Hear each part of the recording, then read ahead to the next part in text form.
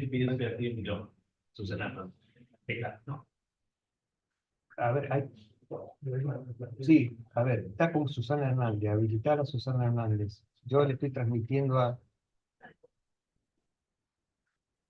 Estoy solicitando que habilite el micrófono. ¿Eh?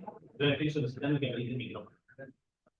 ¿Qué tiene que hacer? Implica eso, ¿no? Tenés que habilitar vos el micrófono de la página que está usando. Ahí está. ¿Ahora me escuchan? Sí. Ahí estás.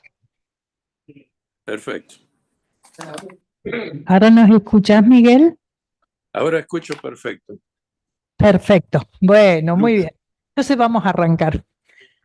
Buenas tardes a todos, señores académicos, colegas, amigos. La verdad, para mí es un placer darles la bienvenida a esta primera incorporación del año a la Academia Nacional de Ciencias.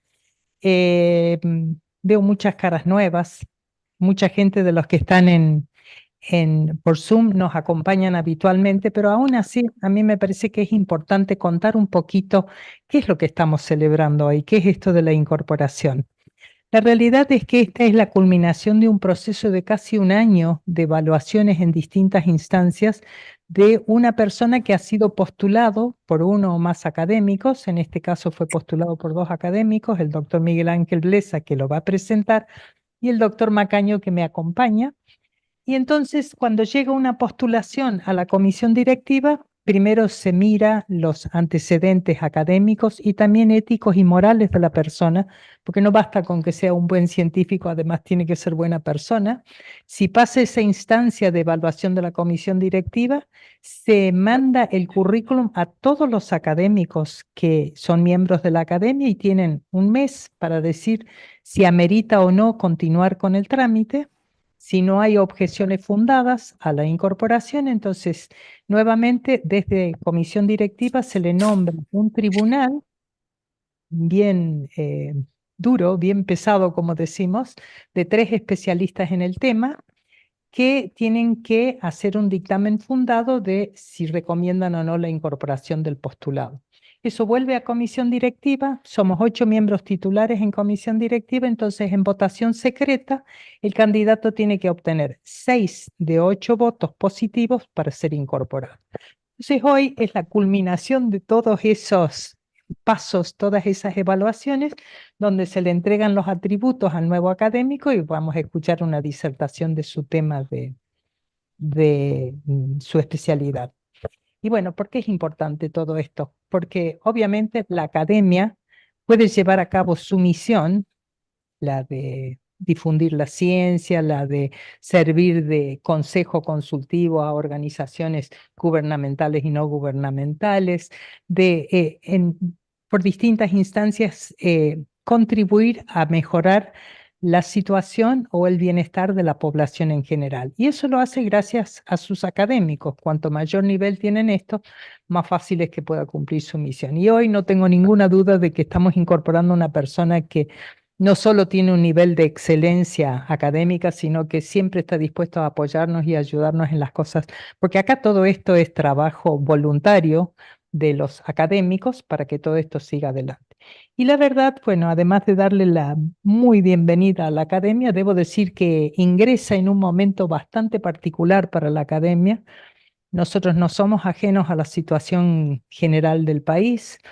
Obviamente que la situación económica todos la conocemos, nuestros presupuestos son muy bajos, así que eso ha redundado en que hemos perdido personal. En alguna época de gloria llegamos a tener hasta 14 empleados, hoy tenemos 3 y en los últimos meses hemos perdido 3. Sin embargo, vamos a seguir adelante, vamos a hacer todo lo que se pueda, gracias al esfuerzo no solo del personal que nos acompaña, Gonzalo, Sandra, Malena y Greta, sino también al esfuerzo de los académicos que son fundamentales para que esto pueda seguir adelante.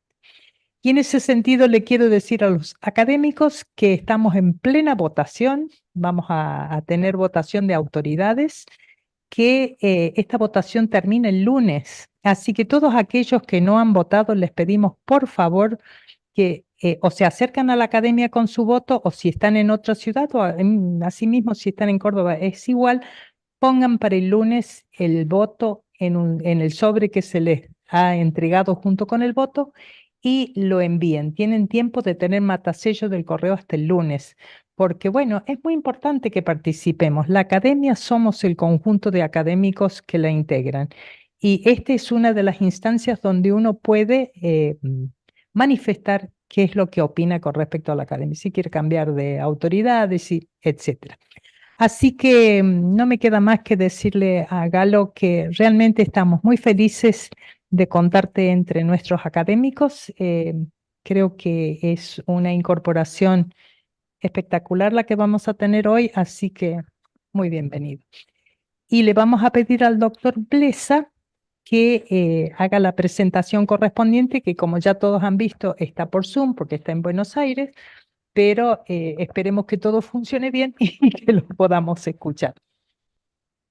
Bueno, gracias, Betty. Realmente es un honor y un placer muy grande para mí presentarlo a Galo.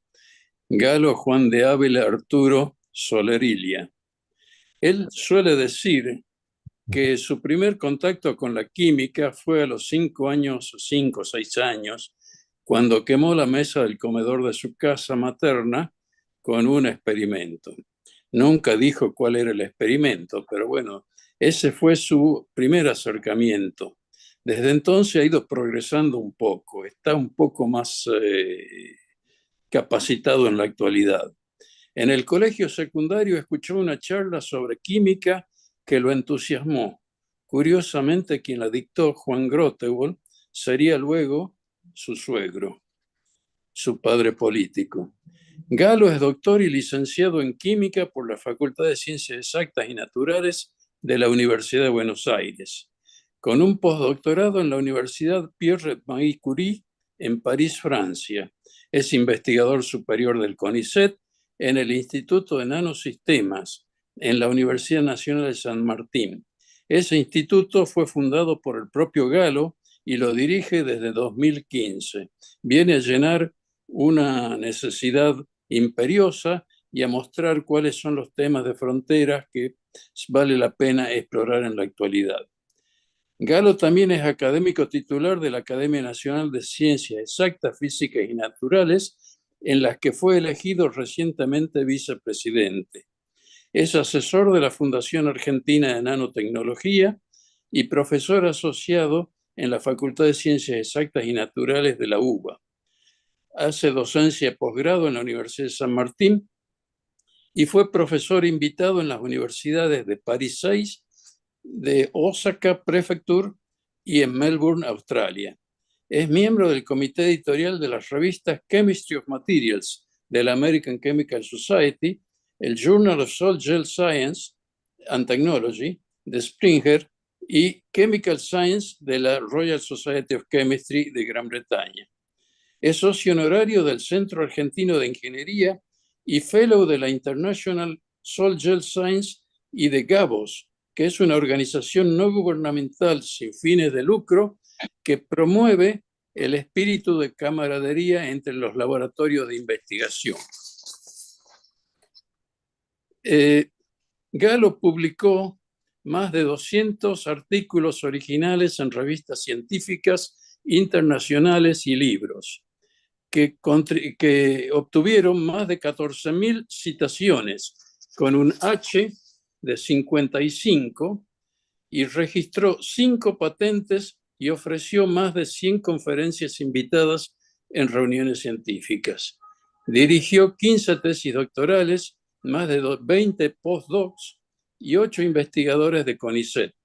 Coordinó numerosos proyectos nacionales e internacionales en conjunto con instituciones y empresas.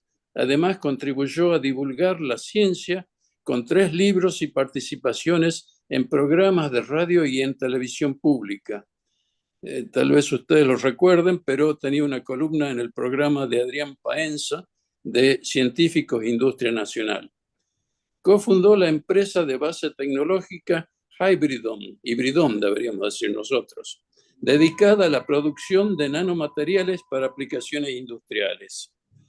Fue distinguido con diversos premios, entre los que se destacan los premios Husay al joven investigador 2006 y 2009, seguía siendo joven en 2009, el premio Venancio Deulofeu en 2006, el premio Ranwell Caputo en Córdoba de 2011, Yares 2012, Giordano 2013, Conex de Platino 2013 y Fundación Bungiborn en Nanotecnología 2022.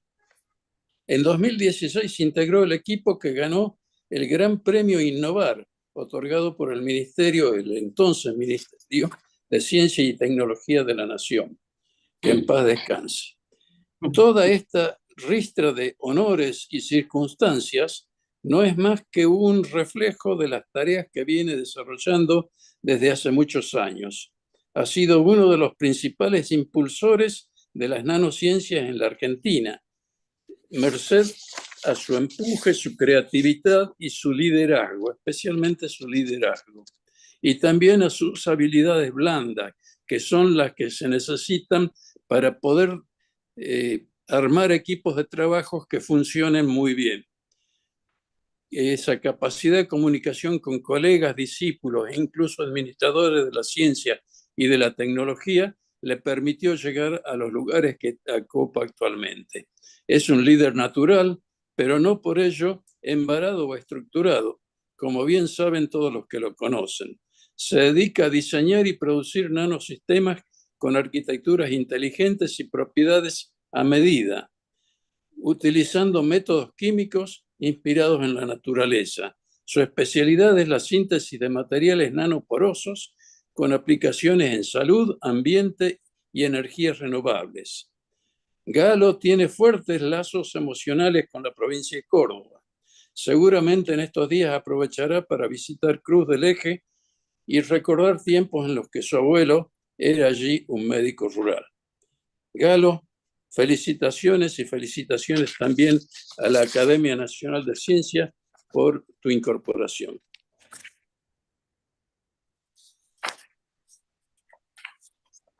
Bueno,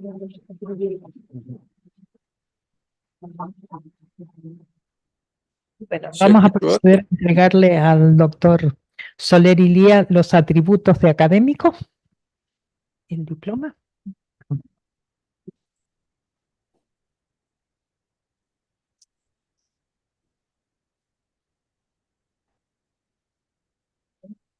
¿Vos estás viendo ahí también? Sí. Ah, bueno. Sin sonido.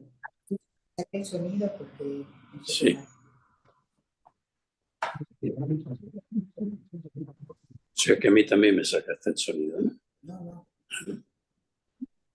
Lo saqué en mi computador.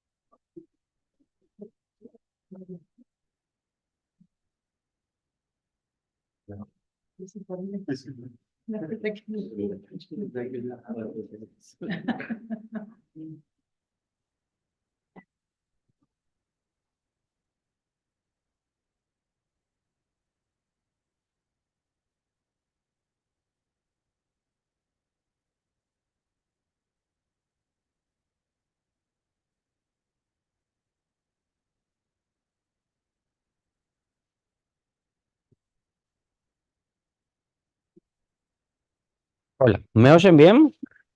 Quienes están en el inframundo ahí en el Zoom también. Voy a tratar de no morir en el medio. Perfecto. Bueno, antes que nada, muchísimas gracias. Es un enorme honor formar parte de esta academia. Les aviso que llegaron tarde. Llegó primero la de Ciencias Exactas, Físicas y Naturales, pero también los quiero. Y sobre todo es un gran honor haber sido presentado por el gran Miguel Blesa, que ha sido y es todavía uno de mis maestros, uno de los maestros de la química de Argentina y del mundo. Y sobre todo, la verdad que viendo muchos de los rostros que veo aquí, de colegas de increíble nivel que forman parte de esta academia y de esta hermosa provincia, que también tengo lazos afectivos y tengo familia que han venido, gracias por venir. En honor a ustedes hice más fácil la presentación, le saqué la parte de cuántica, ¿bien? Igual no lo hubiera dicho bien. Y así que bien, es para mí una inmensa felicidad y es un gran honor y estoy muy contento también de ver gente joven. Así que muchísimas gracias por venir y bueno. Bien, quería descontracturar un poco, como podrán ver. Esto no es un videograph, esto es la charla de hoy. Materiales vivos. Capaz les recuerda algo. Pero bueno, lo que les voy a contar, no les voy a contar un larguísimo camino recorrido, o sea, son solamente 2 horas de charla, no se preocupen. Creo que tenemos batería al respecto. Pero voy a hablarles de cómo trabajamos en química y cómo un químico, al inicio, un químico inorgánico formado en las huestes del gran Miguel Blesa, de Alberto Regazzoni, de Pedro Morando, de todas esos grandes jugadores, de Alberto Marotto, todos esos grandes jugadores de la química inorgánica, de coloides, y también un poco influenciado por los termodinámicos, por Fernández Prini, por Daniel Daría, por Horacio Corti, por Vasco Lave como inorgánico también. Toda esa gente, cómo nos fue llevando en la dirección de tratar de entender la materia. Y cómo después de entender la materia desde el punto de vista inorgánico, uno se mete en otro mundo que es, como químico, los químicos fabricamos, los químicos creamos nuestros mismos sistemas de estudio. La creatividad, la creación es lo esencial de la química. Ya lo decía Berthelot, que fue uno de los grandes químicos de síntesis. El químico crea su objeto.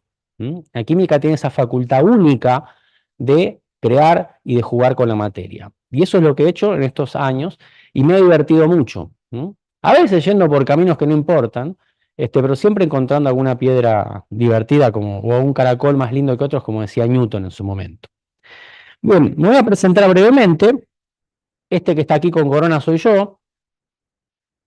Ya de chico era malcriado, pero eso, con esos bombachudos, bueno, no salí tan mal después de todo. Esta es mi querida madre, que cuando se enoja le sale el acento cordobés, porque ella nació acá en la ciudad de Córdoba. Mi abuelo está aquí, que ha sido médico rural, como dijo Miguel, y también tuvo la oportunidad de ser presidente, por un tiempo. Pero lo hizo bastante bien. Pero además fue diputado nacional, diputado provincial, senador provincial, vicegobernador, gobernador electo, hizo todo el cursus honorum. Y fue una persona que dedicó el 23% del presupuesto a educación, ciencia y tecnología, cosa que los presidentes de hoy, que el presidente que está hoy no lo va a hacer jamás, porque no cree en eso. Él sí creía en eso, y generó la edad de oro de la ciencia y la tecnología argentina. Bien, y este es mi padre, este que está aquí. Este aquí es mi tío Chinchu y mi tía Aurora. Mi tío Chinchu se dedicó al fútbol y hay una platea del Club Deportivo Español que él fundó con su nombre. Y este es mi padre, que hoy hubiera cumplido 92 años. Así que, padre, acá estoy, llegué. Bien, este soy yo con mi tercer juego de química. ¿Ven? Para los cumpleaños cuando éramos chicos en los 70. No vayan al detalle de esta camisa con volados. Eran los 70, eran así las cosas. Pero ese es mi tercer juego de química. Ya había quemado la mesa del comedor, se nos volcó con mi papá un mechero con alcohol. Y bueno, que mi papá era abogado, no entendía mucho química, pero bueno, es lo que hay. Pero bueno, ahí ven de que cuando yo era chico ya tenía ciertas aspiraciones a entender cómo era la materia y cómo uno se puede divertir quemando cosas. Para hacer una vuelta rápida, esta es una foto de mi día de tesis. Miguel, a lo mejor te acordás, me había teñido el pelo con no muy buen resultado, esto era 1998, y en esa época hacíamos óxidos de cobre y hacíamos pelotitas, como decía Alberto Regazzoni, como decía Miguel, fabricábamos estas pelotitas que no eran nanomateriales, pero cuando uno ve que esta barra mide 1 micrómetro, estos, en nuestro pobre microscopio que sacaba fotos con película, estas partículas tenían razonable tamaño nanométrico. Así que, bueno, en el fondo hacíamos nanopartículas sin saberlo en aquellas épocas. Y de esa época de la U aprendí espíritu crítico, que es lo más importante que me legaron quienes estaban adelante de mí, y reconozco muchísimo la alegría de poder discutir, la alegría de poder debatir y de que nadie tuviera razón, y de que pudiéramos explorar y leer, cosa que hay que enseñarle a las generaciones nuevas, que no caigan en el pensamiento único, eso es muy importante. Y como decía Miguel también, una cosa que saqué, además de una hermosa esposa que está aquí, que éramos algo que no sabíamos bien que era en esa época, pero bueno, 30 años más tarde acá estamos, saqué un grupo de amigos increíble que se llamaba Gabos y que lo poníamos en los agradecimientos de los papers. Era básicamente un bar nocturno en uno de los laboratorios. Teníamos un laboratorio con una hermosa vista al río y preparábamos cócteles. Les cuento corto una anécdota. Un día llega el doctor Blesa. Viernes a la noche estábamos preparando unos margaritas, pero con copas de margarita, éramos gente seria. Abre Blesa y yo con la copa de margarita. Y dice, doctor, sí, me han dicho que aquí se bebe. ¿Qué tienen? Dice, ¿qué quiere? Un mojito. Perfecto. Luciano, preparale un mojito al profesor Blesa. Perfecto. Preparé un mojito, estábamos todos tomando tragos, discutiendo de ciencia alegremente. Decimos, Miguel, ¿nos podemos sacar una foto con vos? Nos sacamos una foto, Miguel con su trago, los demás que están ahí con otros tragos, y la foto de papel la guardamos en un cajón. Y quedó ahí. Semanas más tarde, otra profesora llega y dice, no puedo creer lo que están haciendo acá los viernes a la noche, están bebiendo en la facultad, la Universidad de Buenos Aires, los santos evangelios sacramentos de los laboratorios. Profesora, ¿qué pasa? Le voy a hablar al director de este grupo. Sacamos la foto. A este le va a decir. ¿Qué te podemos ofrecer? No, a mí me gusta el tequila. Perfecto, Mario. Adelante. Y eso era Gabos. Lo poníamos en los agradecimientos a tal punto que cuando yo estaba de postdoc en Francia, mi advisor de postdoc, el profesor Clemán Sánchez, que era editor de una revista, dice, ¿qué es eso de Gabos? Porque lo acabo de ver en la lista de instituciones que financian ciencia, de la Royal Society. Ah, bueno, sí, es eso. Bien. Después de terminar la tesis me fui a París, en la legendaria Torre 54-55 de la Universidad de París 6, de Jussieu, como llamamos a todos. Aprendí no solamente a hacer partículas monodispersas, sino a hacer agujeros monodispersos, yo voy a hablar de eso. Trabajé mucho con físicos, hasta tal punto que la gente me confunde. Cada vez que hay un reportaje, o soy físico o soy biotecnólogo. Se ve que la química no la conocen. Eso es un problema para nosotros los químicos, que la gente no entra a la carrera. La gente cree que hay que hacer física y biología. No, estudien química, está mucho mejor porque también se puede entender el resto. Pero bueno, pasé unos años muy, muy increíbles y acá aprendí dos cosas, o tres en realidad. Lo primero que aprendí fue que hay que dar lo más de sí y que tener los mejores socios, los más competentes, pues siempre hay alguien que sabe más que uno. Punto uno, muy importante. Punto dos, súper importante, a trabajar con empresas, con la industria, porque aunque no parezca, aunque desde la academia a veces digamos que las empresas hacen cuestiones rutinarias, siempre hay preguntas interesantes y nunca las resolvemos como ellos quieren, pero aprendemos en el camino. Y la otra cosa que aprendí fue a trabajar con gentes de muy diferentes disciplinas. Aprendí a trabajar con físicos, aprendí a trabajar con biólogos, aprendí a trabajar con ingenieros muy de ingeniería, con gente de empresas, etcétera, y a aceptar distintos puntos de vista y aprender muchísimo, y tolerar mucho los errores. Es algo muy importante. Digo para los jóvenes, toleren siempre sus errores, porque de los errores vienen las sorpresas, y como decía Pasteur, el azar favorece a la gente preparada, prepárense porque algo bueno van a encontrar, aunque sea de una derrota. Luego volví a la Argentina, trabajé entre 2003 y 2015, armando el grupo de química de nanomateriales. Fue una apuesta muy linda, con un apoyo muy grande de Miguel Blesa. Empezamos estos 4 locos que estamos acá, terminamos con un grupo grande, con gente increíble, se formaron los primeros tesistas, empezaron las nuevas líneas de investigación en materiales mesoporosos, y en 2015 me llegó una oferta que no pude rechazar, y más o menos la situación fue esa. Y me fui a la Universidad de San Martín, en donde armamos desde cero un nuevo instituto. Hoy en día ese instituto es un instituto grande, grande para mi gusto, 40 y tantas personas. Trabajamos en nanomateriales, trabajamos con muchos investigadores jóvenes. Es importante para mí en esta nueva etapa, fue darle cabida y darle apoyo a jóvenes investigadores que empiezan sus carreras, a tratar de que los jóvenes no se desanimen con las sucesivas crisis, y bueno, a adquirir equipamiento y sobre todo a meter la nanotecnología en la agenda de las universidades nacionales, que no es trivial, no es fácil entrar desde cero, desde afuera, en una universidad, pero he tenido mucho apoyo y estoy muy agradecido. Y acá pudimos hacer algo que no podía hacer en CONEA, que es llegar a los estudiantes, que es muy importante, y llegar más fácilmente a empresas. Y de hecho, hemos construido empresas. Nuestro instituto hasta al día de hoy ya ha hecho 3 startups. 2 de esas startups ya tienen productos aprobados y que se venden. Aprendimos muchísimo sobre cómo gestionar tecnología, sobre cómo mover y cómo interactuar con las industrias. Y todo esto fue importante hacerlo desde una universidad pública que está muy comprometida también con el desarrollo tecnológico, no solamente científico. Así que bueno, hemos hecho cosas divertidas, el grupo creció mucho, compramos instrumentación, el instituto creció, hacemos asados buenísimos, etc.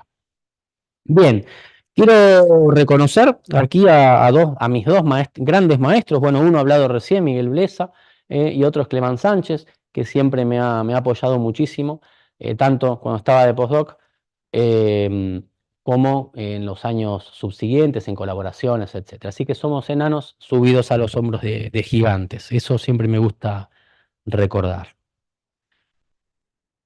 Bien, y sobre todo quiero reconocer a estos 5 amigos, grandes amigos que me ha dado la ciencia, los más íntimos, los de los primeros momentos.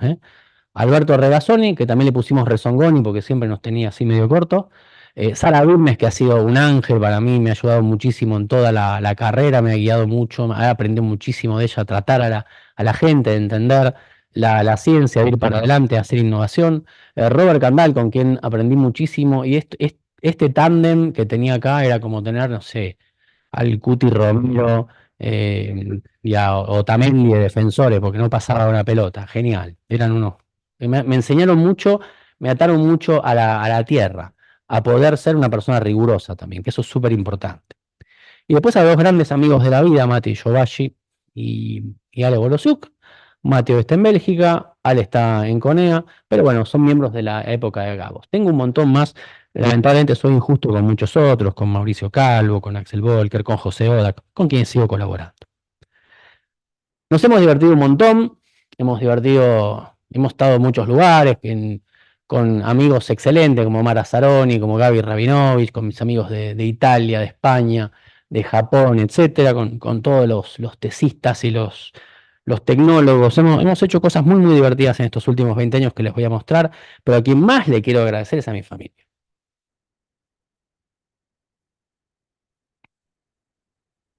Eso es culpa de mi suegro, que era químico. Yo tengo 3 hijas y a veces voy a la clase a los colegios, tengo mucho miedo. Pero bueno, efectivamente yo fui a una clase de química en un colegio, seguí química, después me casé con la hija de esa persona, del gran Juan Grotewald, precursor de la fotoquímica aquí en Argentina. Bien, aquí están mis hijas que están muy realizadas, son un bombón, 3 bombones, una juega al handball, la otra baila y la otra por ahí sigue química. Miren, acá está haciendo sus primeros experimentos de efecto Tyndall, con apenas creo que tenía 5 o 6 años, pobrecita, la torturamos con eso. También le regalé juego de química, hay que seguir la tradición familiar.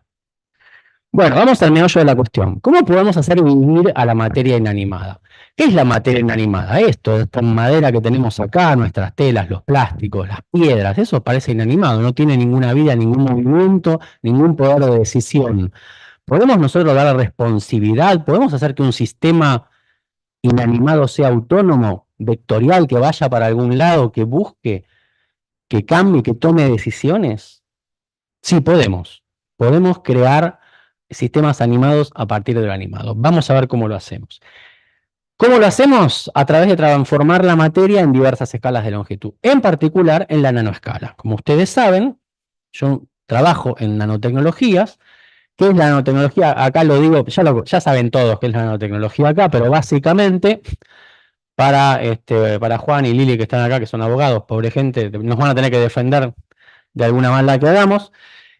Básicamente es trabajar sobre la materia que tiene un tamaño pequeño de millonésimas de milímetro, de 10 a la menos 9 metros. Para que tengan una idea, es como si una persona del tamaño del planeta Tierra fabricara con precisión y trabajara con mucha precisión sobre objetos que es el tamaño de una uva, una pelota de tenis, una pelota de fútbol. Aproximadamente, eso es lo que hacemos todos los días en el laboratorio. Somos gigantes que trabajamos con uvas, básicamente.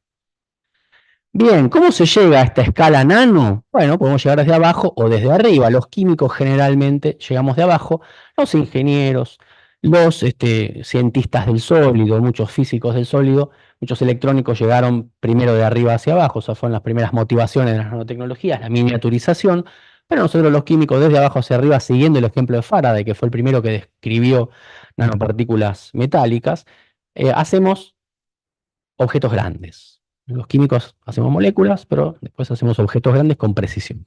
Bien. ¿Qué pasa en la escala nano? En la escala nano las propiedades cambian. Esto es oro, el oro brilla, el oro absorbe luz, pero refleja luz y se ve de un color dorado, pero cuando el oro es muy chiquitito, 100 millonésimas de milímetro, ya no es dorado, es violeta, y si es más chiquitito, 20 nanómetros de diámetro, es rojo. Entonces acá están cambiando propiedades que para nosotros, en nuestra enseñanza típica, eran propiedades intensivas que eran inmutables y típicas de la materia. Bueno, ahora no. Ahora se abrieron nuevas avenidas. No hay una relación única estructura-propiedad. Ahora tenemos una relación estructura-propiedad modulada por el tamaño, por la forma, por la superficie. De ahí la riqueza del campo de las nanotecnologías, la posibilidad de tener nuevas propiedades ajustables y de tener, por así decirlo, nuevas dimensiones desde el punto de vista tanto científico, por las nuevas propiedades, como tecnológico de su aprovechamiento. Básicamente es eso. En nanoescala, las propiedades ahora, como ustedes ven, las partículas ya tienen un color que depende del tamaño de la forma. Al ser pequeñas partículas, la relación entre la superficie y el volumen es enorme. Tenemos mucha superficie disponible, lo cual hace, por ejemplo, que podamos usarlas en catálisis heterogénea, como hace, por ejemplo, Esteban aquí. Y que podamos utilizar toda una química superficial extremadamente rica, tanto para hacer una articulación con la química biológica, como para acrecentar la reactividad química, como para cambiar las propiedades físicas. Y por último, algo que es muy interesante, a esa escala, las fuerzas peso, las combustiones, etcétera, y lo vamos a ver en las últimas transparencias, no importan tanto como pequeñas fuerzas locales y liberaciones de energía locales que puedan ser bien canalizadas o dirigidas. Lo vamos a ver al final de la charla. Cómo hacer cosas vectoriales, cómo aprovechar la energía que se genera localmente para generar un cataclismo a escalas mucho más grandes. Bueno, todos esos problemas de confinamiento, de direccionalidad, de superficies que intervienen en el destino de las moléculas, todo eso lo podemos aprovechar en nanoescala porque es lo importante. Hay montones de productos, hay más de 10.000 productos hoy en día, ustedes conocen un montón, en los autos tenemos neumáticos, tenemos sensores, tenemos parabrisas, LED, etcétera. Tenemos los test de embarazo, por ejemplo, que son un producto de nanotecnología que después adaptados se pueden adaptar a COVID, se pueden adaptar a enfermedades del ganado, a lo que uno quiera. Tenemos la raqueta de tenis de Del Potro con la que ganamos la Copa Davis. Era la raqueta que fabricaba Wilson, la Carofite, que tenía un tratamiento especial de polímeros modificados con partículas nanométricas de dióxido de silicio, que le cambiaba tanto las propiedades mecánicas que apagaba las vibraciones. Entonces le daba, es increíble, péguenle a alguien con la cabeza con la raqueta Carofite y no vibra más. A que le pegan la cabeza tampoco, pero bueno. Los barbijos del CONICET los conocemos todos, no los voy a vender aquí. Y dos cosas que son interesantes, el Nobel de 2023, tanto en química como en biología, se los dieron a desarrollos nanotecnológicos. A los quantum dots, que hoy están en televisores, pero también están en marcado molecular, y a las vacunas de RNA, que son un vehículo nanotecnológico. O sea que, y estos son algunos de los premios Nobel, hay más de una veintena o treintena de premios Nobel entre los discos rígidos, los microscopios de fuerza atómica, etcétera, que son premios Nobel atribuibles a las nanotecnologías. ¿Cuáles son las fronteras? Las fronteras son las aplicaciones en toda la frontera de la humanidad. En la alimentación, en la salud, en el ambiente, ¿sí? Tenemos aquí celdas solares flexibles, mejores electrodos para baterías, métodos de detección y de delivery de drogas a los cuerpos. Esta iglesia que tenemos acá que se limpia sola, que no es obra del Espíritu Santo, sino de semiconductores, polvo de semiconductor de dióxido de titanio metido en el cemento, esto lo hace Vital Cementi, o sea, esto es una iglesia.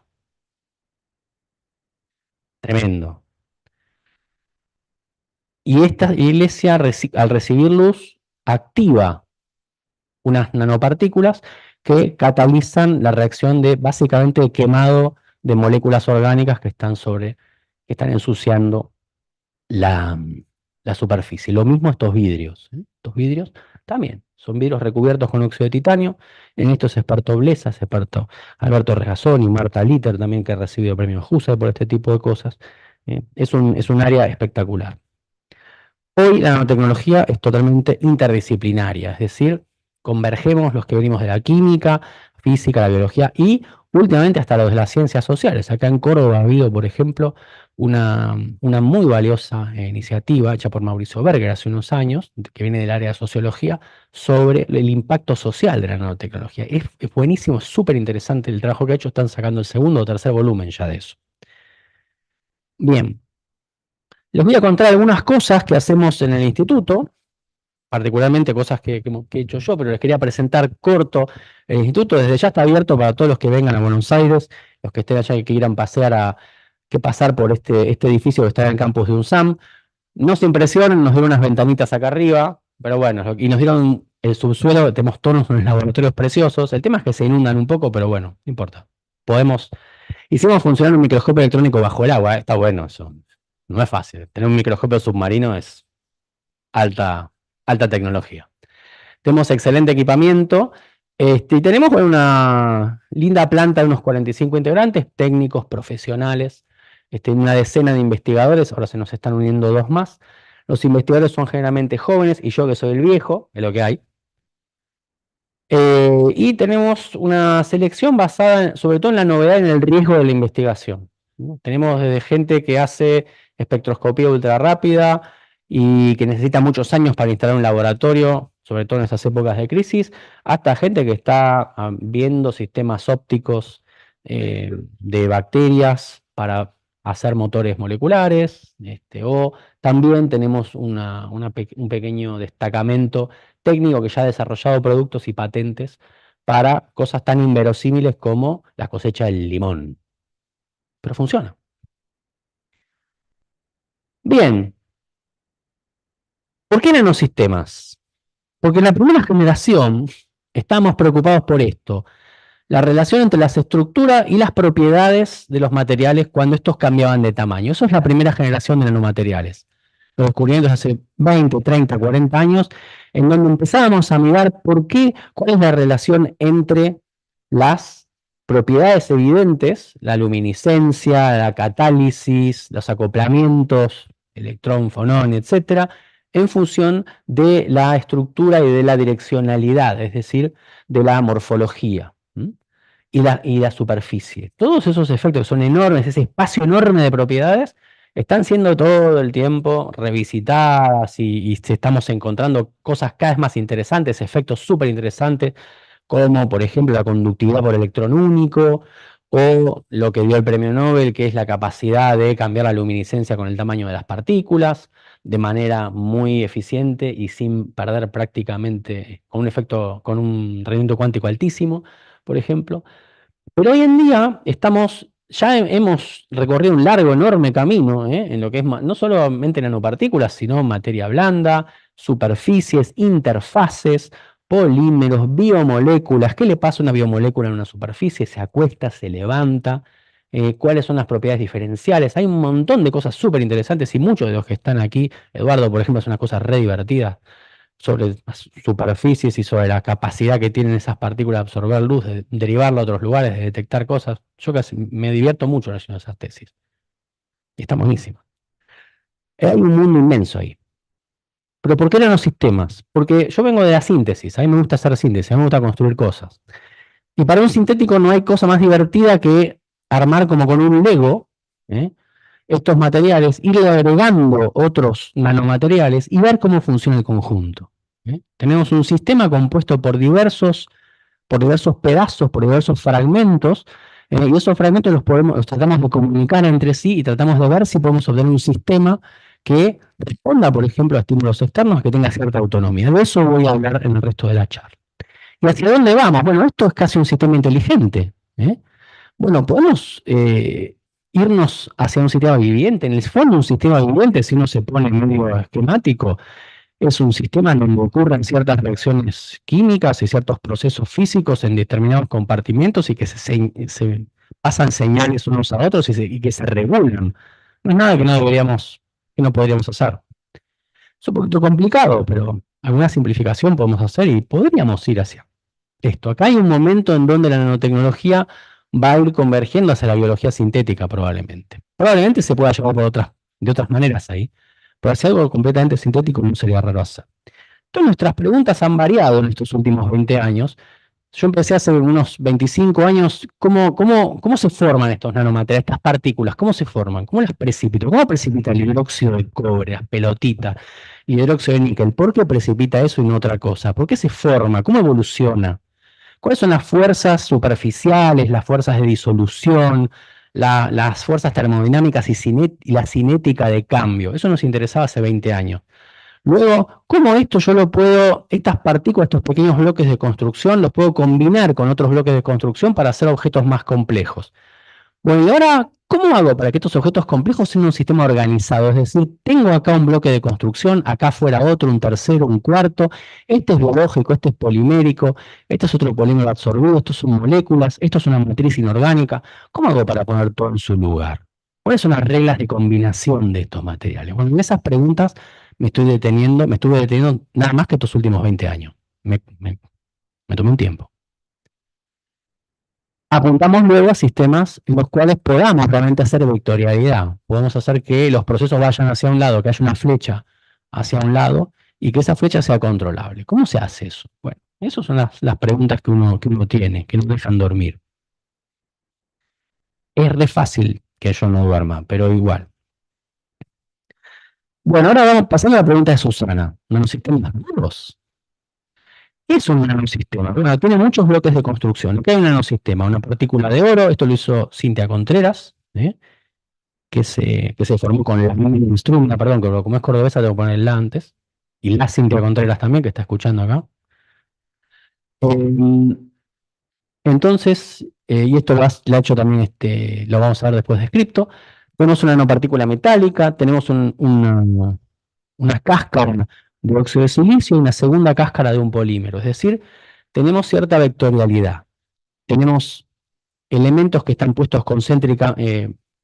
dominios que están concéntricamente ubicados y están bien localizados en el espacio, que tienen distintas propiedades y tratamos de hacer circular nuevas propiedades a partir de un estímulo en ese sistema. Podemos tener también una membrana que tenga nanoporos y que esta membrana que tiene nanoporos deje pasar una molécula y otra no, pero variar los efectos. ¿Qué efectos? Un efecto estérico, un efecto electrostático, un efecto molecular. ¿Cómo trabajamos eso? Bueno, de esto vamos a hablar.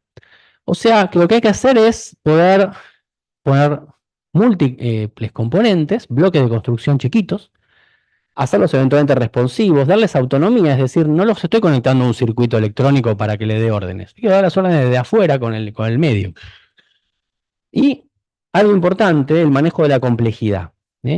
¿Cómo tengo yo varios elementos que interactúan entre sí? ¿En qué condiciones esos elementos se mandan información para un lado o para otro? ¿Cómo reaccionan? ¿Pueden pensar estos sistemas? ¿Pueden tomar una decisión? ¿Pueden hacer una operación lógica? Vamos a ver. ¿Cómo hacemos esto? Combinando esto en distintas escalas. En escala molecular, en la escala supramolecular, es decir, varias moléculas apiladas, ¿sí? En la escala morfológica. ¿Y qué hacemos? Vamos a codificar información. ¡Qué horror! Este tipo habla de codificación de información. Somos químicos. La información codificada está en las moléculas, en las secuencias moleculares, en los enlaces locales. Ahí está la cuestión. Por eso somos químicos, manejamos eso bien.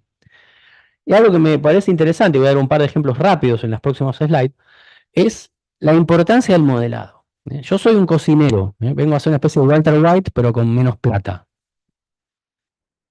O como diría Regazzoni, no somos cocineros, somos chef, porque hacemos cosas de muy alta calidad y en poca cantidad, vamos a ser sinceros. Pero algo que es importante es que, además de entender lo que pasa, ¿cómo lo podemos entender desde el punto de vista de desarrollar teoría que explique eso? Es muy compleja la teoría, porque no es una teoría molecular, es una teoría mesoscópica, es una teoría multiescala. Entonces, hemos trabajado mucho con muy diversos teóricos que nos han ayudado muchísimo a entender este mundo. Y cuando uno agrega teoría, puede realmente entender lo que está pasando y puede, sobre todo, realimentar y hacer mejor las cosas del principio. Así que el modelado es súper importante para el diseño. Si no tiene modelado últimamente, esto lo aprendí mucho de los físicos, ¿eh? Aquí está el doctor Coronado nuevamente, que es un gran ejemplo de eso. Si no hay una buena teoría detrás, es muy complicado. Podemos chamullar, pero no encontrar la verdad. Bien, vamos a ver materiales programables. ¿Qué es programar algo? Bueno, con una computadora programar es adaptar el lenguaje de una máquina para que pueda interpretar lo que el humano quiere y dar órdenes y hacer ciertas secuencias de operaciones lógicas. La biotecnología en el fondo es programar organismos. Uno puede programar el código genético, puede incluso programar también la EPI, etcétera. Uno puede ver a células como agentes programables que fabriquen cosas, pero uno puede ver a un sólido como algo programable, porque la función está en la estructura. Y uno puede programar la estructura y puede obtener la función. Ahora quiero programar algo un poco más complejo, no solamente el lenguaje básico de estructura-propiedad, sino agregar todo lo que aprendimos: estructura, propiedad, superficie, localidad, vectorialidad, etc. Y para esto tenemos varios maestros, ¿no? ¿Cómo hacemos los químicos para hacer esto? Bueno, según Richard Feynman, en una famosa charla que dio que se llama Mucho lugar hacia abajo en 1959, el químico hace cosas misteriosas cuando quiere hacer una molécula. Agita acá y allá, al final de un proceso difícil, normalmente tiene éxito y hace lo que se le ocurre. Pobre Feynman no sabe que en realidad las cosas son cada vez menos misteriosas porque no tratamos de entender cómo son, que el proceso no es difícil, es muy difícil y que nunca obtenemos lo que queremos, pero más o menos nos conformamos con lo que nos da. Pero bueno, vamos mejorando, vamos siendo cada vez mejores porque vamos entendiendo. Pero déjenme irme 100 años antes de Feynman, en Berthelot, uno de los, insisto, uno de los grandes, si no el primer grande de la química sintética, y esta frase de este libro, La síntesis química, a mí siempre me marcó mucho. La química tiene un poder impresionante, que es el de poder recrear todas las sustancias conocidas o desconocidas, usando las mismas fuerzas que la naturaleza pone en juego, es decir, creación de enlaces químicos e interacciones. No hay otra. Lo que pasa es que cada vez podemos entender mejor y hacer cosas más complejas. Nuestra caja de herramientas es obvia: herramientas de síntesis, herramientas de autoensamblado, explotación de nuevas nanopropiedades. Todo eso vamos a hablar. No quiero entrar mucho en detalles.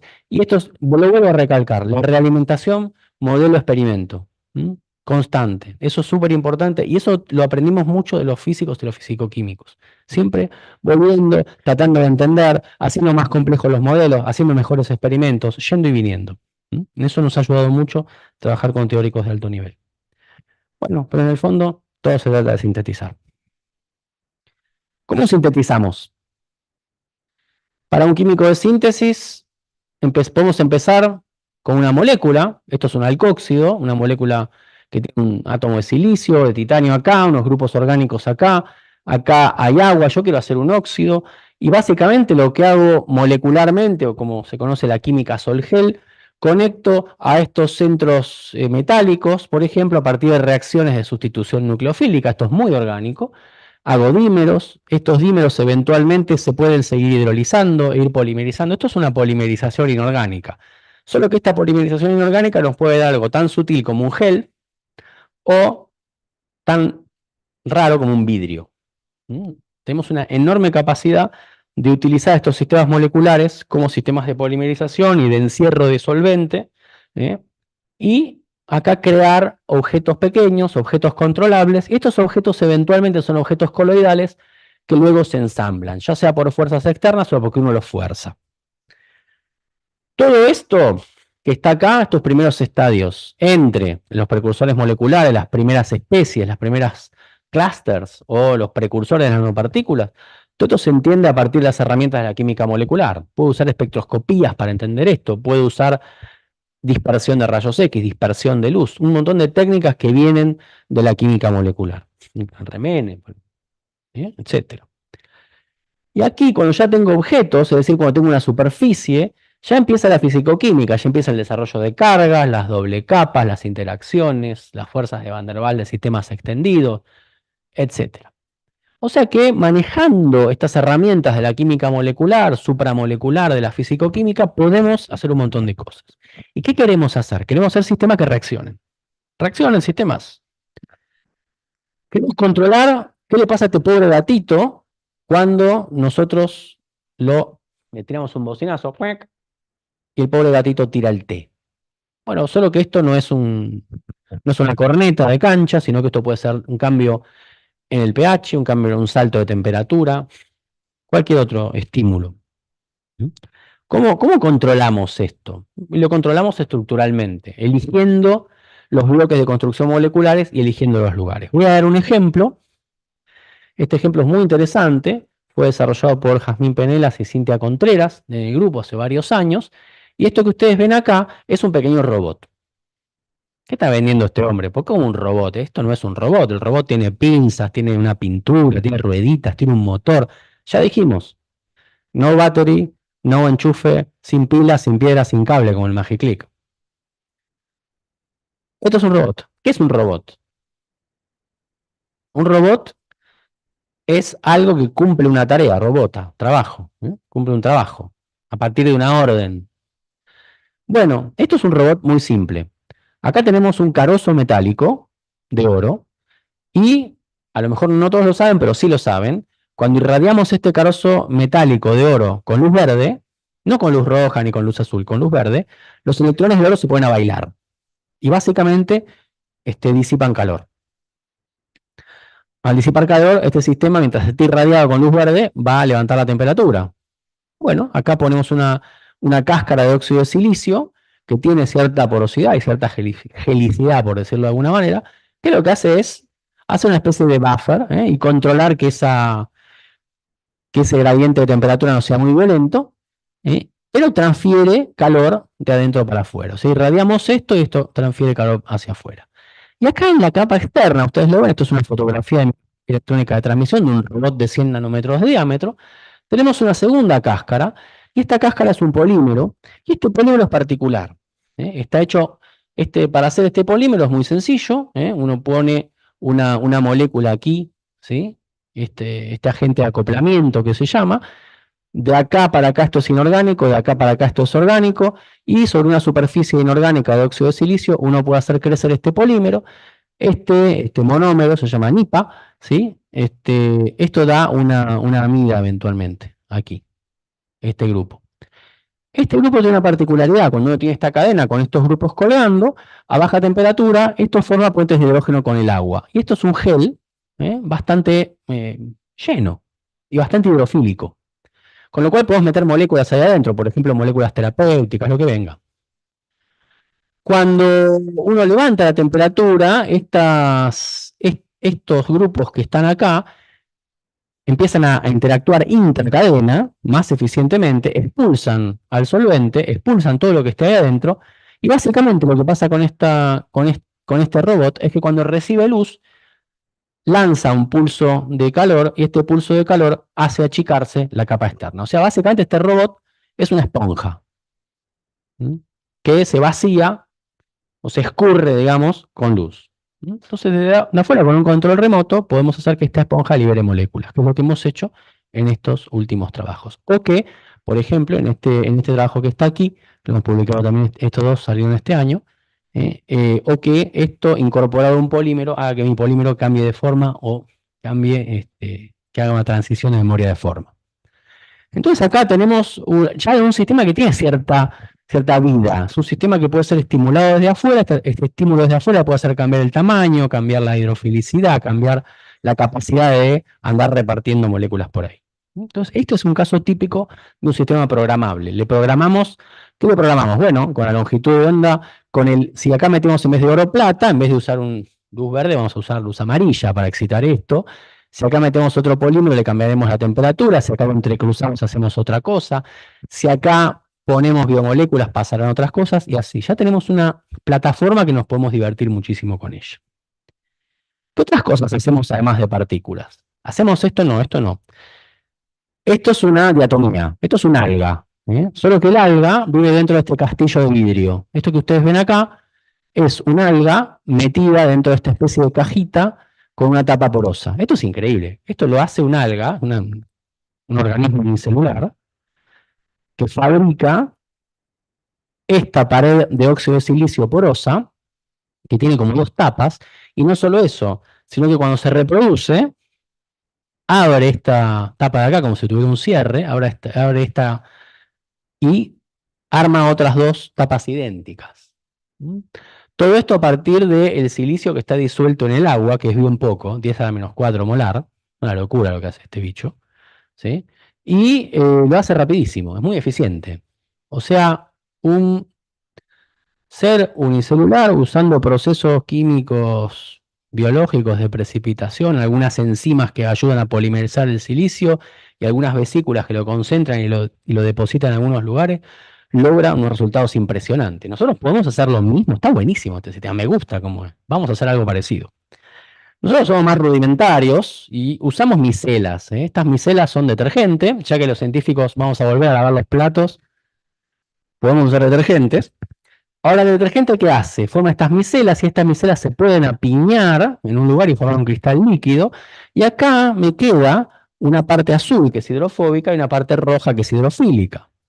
En la parte roja que es hidrofílica yo puedo hacer una reacción química de estas de precipitar óxido de silicio, óxido de titanio, sulfuro de cadmio, lo que sea, y puedo entonces hacer una especie de fosilización de esa estructura. Esto es una foto de microscopía electrónica de transmisión de lo que queda. Lo que queda es un óxido, esta pared negra que está acá es un óxido de titanio en particular, y lo que ven ustedes acá son poros, todos iguales, cada uno viene de una única micela. Esto nos da un material de mucha superficie específica y de porosidad completamente controlada, calibrada, y así como las propiedades de las partículas de oro, el color, por ejemplo, o sea, cómo absorbe o refleja la luz, dependen del tamaño nanométrico, acá las propiedades de fluidez de un líquido o la reactividad química también depende del tamaño de este container. Y si uno regula bien el tamaño del container y lo hace totalmente monodisperso, puede estudiarlo bien y entender bien lo que pasa. Y tener una serie de dichas y maravillas. Nosotros hacemos, por ejemplo, esto que ven acá ustedes, es una película delgada depositada sobre un vidrio, no la ven porque es transparente, está buenísimo. Pero si la ponen medio de costadito, ven que tiene como un color de interferencia, porque esta película tiene unos 200, 300 nanómetros de espesor. Acá está una foto de microscopía electrónica de transmisión, y lo que ustedes pueden ver acá son estos poros que van de lado a lado, con lo cual esto es como una membrana. Si yo pongo un electrodo acá abajo, uno puede detectar moléculas que vienen desde acá arriba, por ejemplo, o uno puede atrapar contaminantes y catalizar su destrucción, o uno puede meter moléculas adentro y liberarlas si quiere hacer, por ejemplo, una nueva matriz de terapia. ¿Cómo se forman estas cosas tan bonitas y estéticas? Es complicado, es una danza bastante complicada. Aprendimos durante unos 5 o 6 años, mientras yo estaba en postdoc, que por ejemplo, en el caso de estas películas delgadas, había unos procesos de secado que llevaban a la formación de micelas, al ensamblado de estas micelas con unas pequeñas especies inorgánicas. Dependiendo del tamaño de las especies inorgánicas, ahí va todo lo que queríamos aprender de cómo se portaban las especies inorgánicas, cómo se casaban las especies inorgánicas con las orgánicas. Tratábamos de entender cómo pasaba y teníamos una muy enorme evidencia experimental, tanto de los materiales ya obtenidos como estudios in situ, usando sincrotrón, espectroscopías, dispersión de rayos X a bajo ángulo, etcétera, que nos dejaban ver que efectivamente esto eran pequeñas piezas que se ensamblaban solas. Había cierta, de nuevo, materiales vivos, en realidad eran un sistema que iba evolucionando y esa evolución la podíamos dirigir hacia obtener estos materiales muy ordenados, simplemente ajustando las fuerzas que había entre estos bloques de construcción. Teníamos la manito, nos salían re bien, por 15 años patentamos esto, publicamos, tuvimos un montón de citas, andaba fenómeno, teníamos muchas ideas re interesantes, pero teníamos una teoría, no. No entendíamos, no podíamos predecir. Al no predecir uno se siente como incompleto y triste, ¿no? Sí. O no, somos químicos de síntesis. Pero queremos llevar la síntesis a ser chef, ya lo dijo Regazzoni. Entonces nos topamos con un grupo excelente y muy paciente de simulación multiescala, Markus Müller, en Göttingen, con Chi Yuntang. Chi Yuntang, un gran postdoc que hoy es investigador en Nanjing, en China. Chi Yung es una persona que escribía código como desaforado durante varias horas y después dormía la siesta. Hacía clac, apretaba y toc. Quedaba ahí Tang, toc, levantaba y seguía escribiendo código y así. Un genio. Tang era un fenómeno. Bueno, para hacer una historia larga corta, empezaron a trabajar con un sistema muy complejo, porque imagínense que estos son sistemas muy complicados. Tenemos bloques de construcción inorgánicos, tenemos un polímero orgánico que tiene una parte hidrofílica y una cola hidrofóbica que se va a armar en micelas. ¿Cómo interactúan estas puntas con esto, estas colas con esto? ¿Cómo interactúan las partículas inorgánicas entre sí? ¿Cómo se atraen según el tamaño? ¿Cómo se repelen según la carga? Según el medio, etcétera? ¿Cómo es la cinética? Todo eso lo programó Chi Yung en sistemas increíbles. Este paper es el paper que publicamos que me da más miedo. Tiene 23 ecuaciones y creo que a la segunda ya me perdí. Lo trabajamos re duro y Chi Yung pudo explicar en 2017 muchísimos resultados que habíamos obtenido en 2005 a 2009 y que eran hermosos y tenían sentido, pero no entendíamos bien por qué.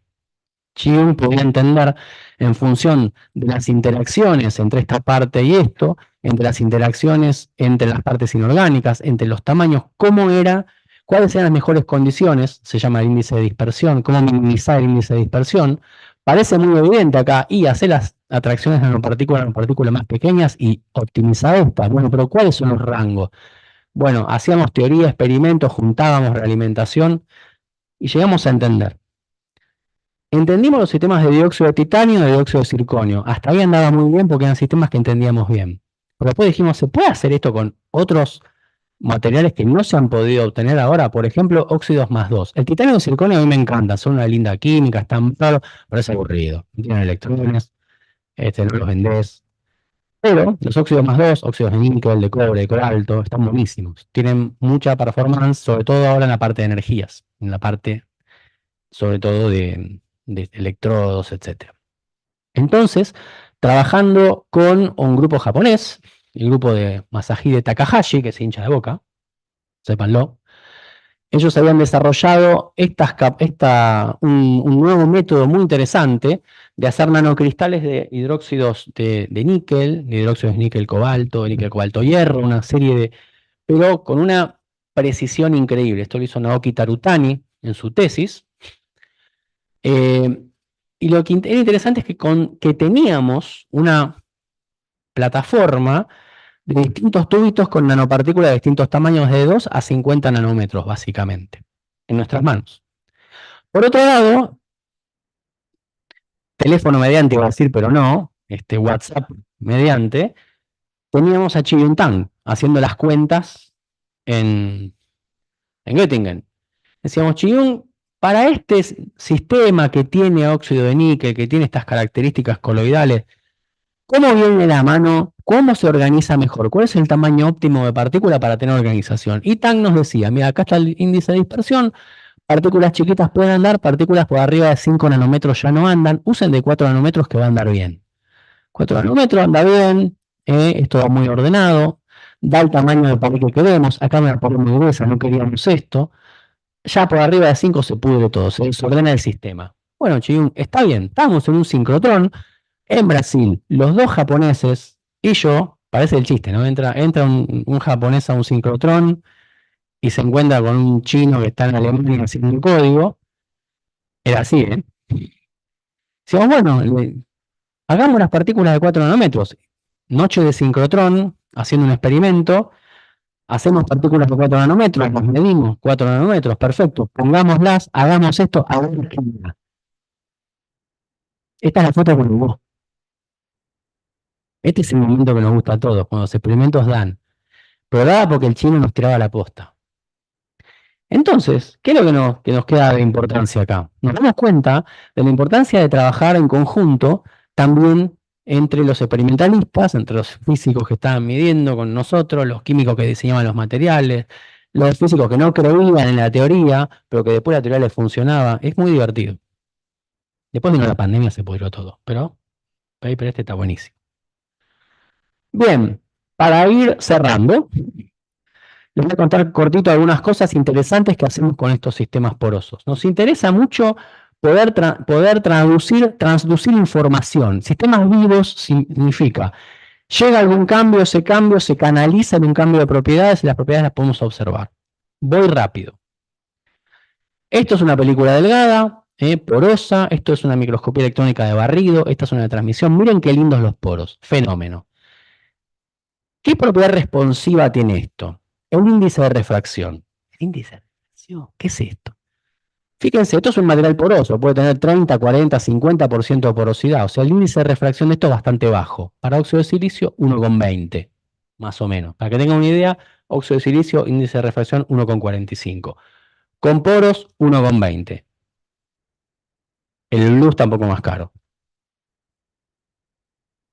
Estos poros tienen cierto tamaño. Cuando uno expone esto a vapores, el vapor va metiéndose dentro de los poros y lentamente va cambiando el índice de refracción hasta que de repente, ¡pluf!, se llena el poro, se llama condensación capilar. Y se satura. Y después esto baja. A partir de esto uno tiene una especie de switch óptico.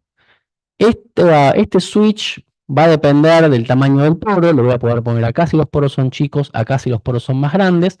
Y tenemos más o menos una diferencia de 0,1 de índice de refracción que está bastante bien para hacer una guía de onda. No está mal. Podemos hacer cosas.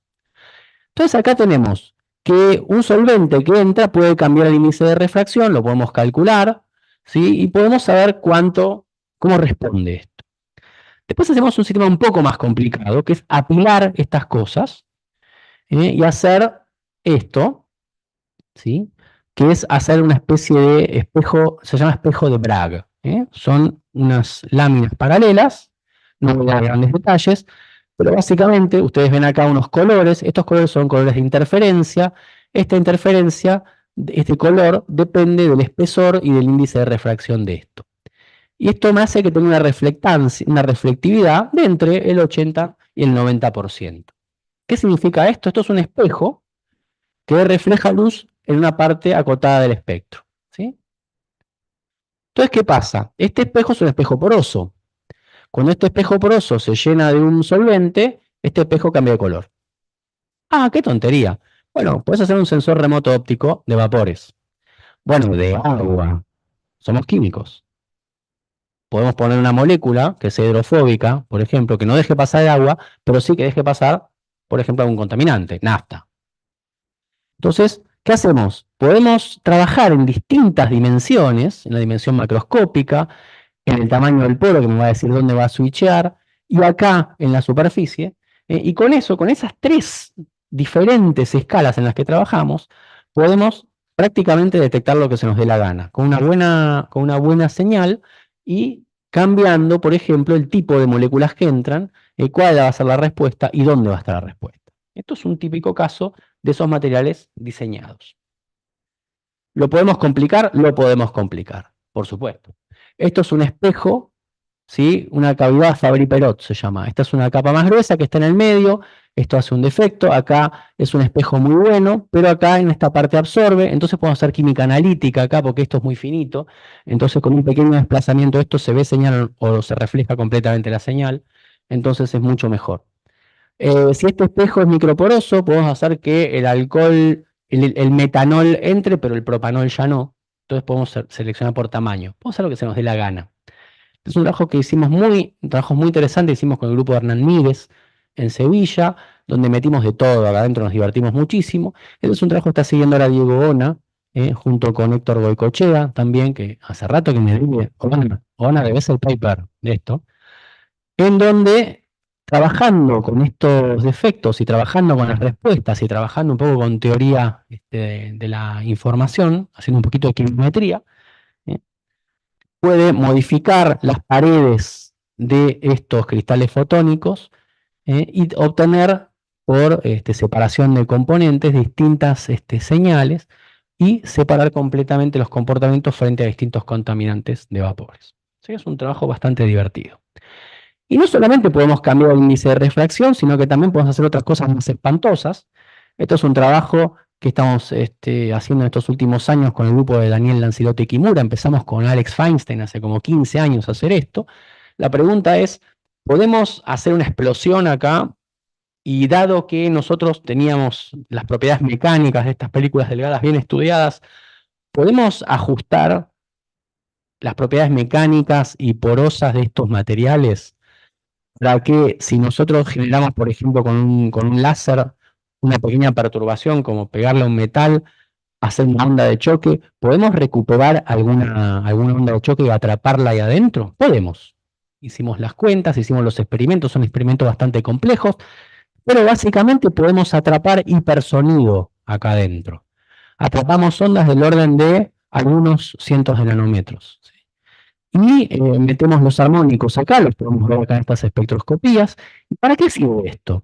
No sabemos, no tengo la menor idea.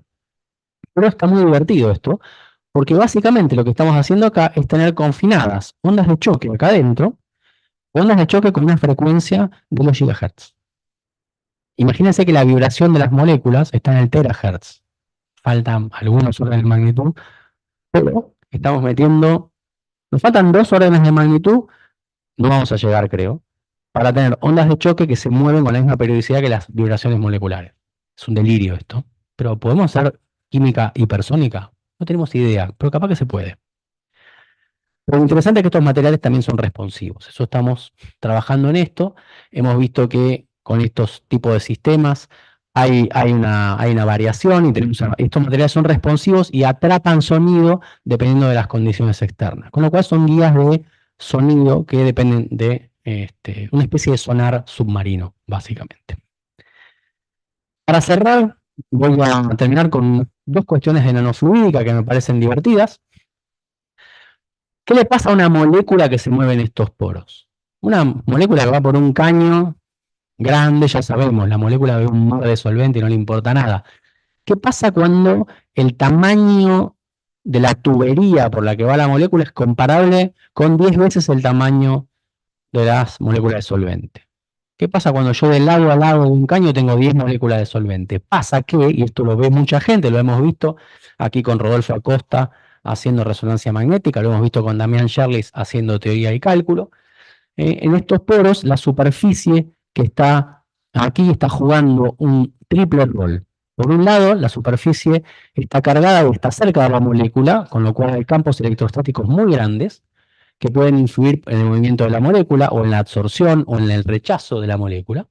Por otro lado, el solvente acá está estructurado, lo hemos visto por teoría y lo hemos medido por resonancia magnética con el grupo de Rodolfo Acosta.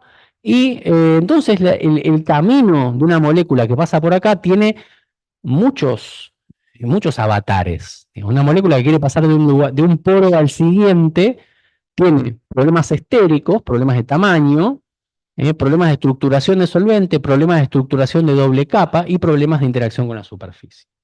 Todo eso lo hemos estado viendo, es un trabajo muy lindo que hicimos con Alejandro Borosiuk y Vale Levi. Valeria es capaz de hacer una microscopía muy fina de molécula única, espectroscopía de molécula única, y a partir de acá dilucidamos cuáles eran las condiciones para que una molécula se mueva y el movimiento esté impedido. Por ejemplo, estos son tiempos de residencia, o sea, es el inverso de la constante de difusión, versus el tamaño de cuello entre 2 poros, éramos muy finos haciéndolo. Y por ejemplo, cuando trabajamos a baja fuerza iónica, es decir, tenemos mucha intervención de la carga de las paredes, la molécula se ve impedida de transitar o se ve moviéndose dificultosamente porque le molestan las cargas. Cuando subimos la fuerza iónica, acá empieza a aparecer el tamaño. O sea, el tamaño acá no importa, el tamaño acá sí importa, pero acá va lento.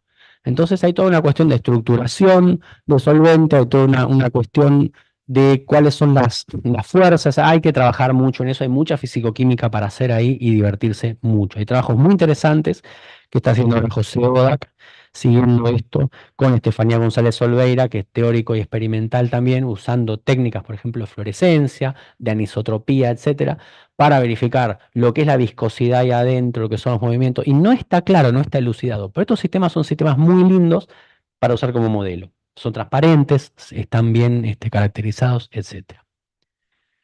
También podemos poner un electrodo Y en un electrodo podemos ver si la molécula llega o si la molécula se va tomando copas en todos los bares y va difundiendo de a poco, o si se absorbe o si se preconcentra, analizando estos diagramas. No voy a entrar en detalle, pero básicamente lo que hemos visto también es un rol enorme de la superficie. Estas fueron las tesis de Pablo Angelomé, las primeras tesis del grupo, tesis de Pablo Angelomé, de Alejandra Calvo, que hicimos con Federico Williams, donde intervino también mucho Damián Sherlis haciendo teoría. Cosas muy interesantes. Hemos encontrado, por ejemplo, analizamos la electroquímica, y aquí, por ejemplo, a pHs bajos para unos polos que contienen un grupo amino colgante, a pH ácido tenemos grupos amonio, con lo cual la carga inmovilizada es positiva, con lo cual la carga negativa se puede intercambiar, y entonces estas moléculas negativas pasan alegremente y las moléculas positivas son rechazadas. Cuando nos vamos a un pH alcalino, lo que ocurre es lo contrario. Deprotonamos acá, esto queda negativamente cargado, podemos intercambiar los cationes y nos queda esta respuesta. Esto lo verificamos con XPS y luego lo verificamos también con teoría. Lo que vemos es que la especiación de esta superficie es una especiación que tiene que tener en cuenta las conformaciones de esta cadena con la desprotonación de la superficie. Podemos trabajar muchísimo, podemos hacer unas determinaciones indirectas de puntos isoeléctricos, hay mucha riqueza ahí adentro para explotar, no la llegamos a explotar porque no tenemos gente suficiente. Pero lo interesante es que logramos permeoselectividad, es decir, estas moléculas no pasan, estas sí, y es una cuestión de carga, y la carga la podemos ajustar. Lo combinamos esto en unos multielectrodos. Esto fue la tesis de Gustavo Jiménez y de Sol Fernández, que las hicimos con Gabriel Ibarra en INTI en colaboración. Tenemos unos gráficos muy divertidos, que son como una especie de lengua electrónica. Esto está en elaboración también. Por último, esto es un trabajo que hicimos muy, muy interesante con Omar Azzaroni durante muchos años, a partir de 2008-2009. Un trabajo tan intenso que Omar terminó casándose con Alejandra Calvo y teniendo hijos. Pero el trabajo también estuvo bien. Omar es un gran químico, va a estar acá dentro de poco seguramente, y lo único que es hincha independiente. Pero bueno, y aquí Omar diseñó unos polielectrolitos. Esto fue con Annette Brunsen, que fue una postdoc, que trabajó con nosotros durante un tiempo y ahora está trabajando independientemente en Darmstadt como profesora. Estos polielectrolitos los podemos meter acá adentro. Usamos unas estrategias sintéticas muy interesantes, una polimerización, pero esta polimerización está ayudada por la superficie, porque estos grupos hidroxilo atraen al monómero, entonces la polimerización es muy rápida acá adentro y muy lenta afuera. Entonces podemos, jugando con la cinética, con la preconcentración, podemos trabajar exactamente ahí adentro y no arriba. Entonces desarrollamos un montón de técnicas con Annette y con Omar para hacer ortogonalidad, y también las siguió luego y está también trabajando en eso Cintia Contreras. Lo que vimos con esto es que teníamos unas cosas interesantes. A medida que hacemos más largos los polímeros de acá adentro, las cargas positivas, las cargas positivas no atravesaban esto mucho, pero las cargas negativas sí. Ahora, las cargas positivas aparecían, no es que moléculas con carga positiva no podían cruzar, y no entendíamos por qué. Yo puse un poro que está positivamente cargado porque tengo un polímero positivamente cargado, un polielectrolito, y pasan las ondas positivas. ¿Qué está pasando? ¿La fisicoquímica no funciona? No, lo que no funciona es el papel del reduccionismo. Cuando trabajamos con Mario Tagliasucci e Igal Schleifer para desarrollar la teoría que corresponde a esto, ellos pudieron desarrollar una teoría muy elegante que nos explicaba muy bien cuál era la extensión de las cadenas. A pH ácido las cadenas se extienden, a pH más alcalino las cadenas se comprimen, hay una absorción acá de los cationes y hay una segunda vía. Entonces hay unos procesos de partición ahí adentro con los que no contábamos. Bueno, es así la vida, pero así vienen las cosas. Pasó algo muy parecido con estos electrodos, que estábamos muy contentos con nuestra señal hasta que Sergio Dassi nos dijo: muchachos, esos son todos microelectrodos, déjense de mentir. Y también sacamos un trabajo hermoso con ello, que está siendo muy citado, en donde en realidad todos estos materiales tan interesantes no son tan simples, sino que guardan mucha más complejidad. Así que bueno, siempre que creemos que estamos cerca, pasamos a una nueva etapa. Quiero cerrar con dos ejemplos más, antes de que me maten, pero la verdad que valen la pena. Esto les presenta un material que toma decisiones, que hace operaciones lógicas. Una operación lógica sencillita, pero hace. Esto lo hicimos con Omar Azzaroni también y con Philip Bana. Omar diseñó una manera de poner un polímero, el famoso polímero NIPAM, ese que a temperatura baja digamos, a 20, 25 grados era un gel y a 35, 40 grados colapsaba, y lo puso sobre unos poros que estaban negativamente cargados, óxido de silicio. Esto es más o menos como una discoteca. Ya van a ver por qué. Acá hay hombres y mujeres, o sea, cationes y aniones, varones y chicas. Acá hay un polímero que es un gel, y este gel impide que estos iones entren. Entonces, a baja temperatura, digamos, vemos que a 20 grados esto está apagado, tanto para los cationes como para los aniones. A una temperatura por encima de la temperatura de colapso de esto colapsa y los iones pueden pasar, pero ¿quién entra acá? Solo los iones positivamente cargados. Los negativamente cargados son rechazados por un efecto electrostático, entonces solamente tenemos señal de los positivamente cargados y no de los negativamente cargados. Esto es como una puerta AND. Hay dos condiciones, y solamente si se cumplen las dos condiciones, por arriba de la temperatura crítica y la carga adecuada, esta señal va a dar. De otra manera, no. O un boliche. Antes de la hora no abre, cuando abre pasan primero las chicas. Esto es reversible, es muy interesante. Estamos tratando de hacer una OR, la OR no es tan fácil, y la XOR es un horror. Pero bueno, es lo que hay. Y por último, tenía que poner las ecuaciones, porque venía Pastaski.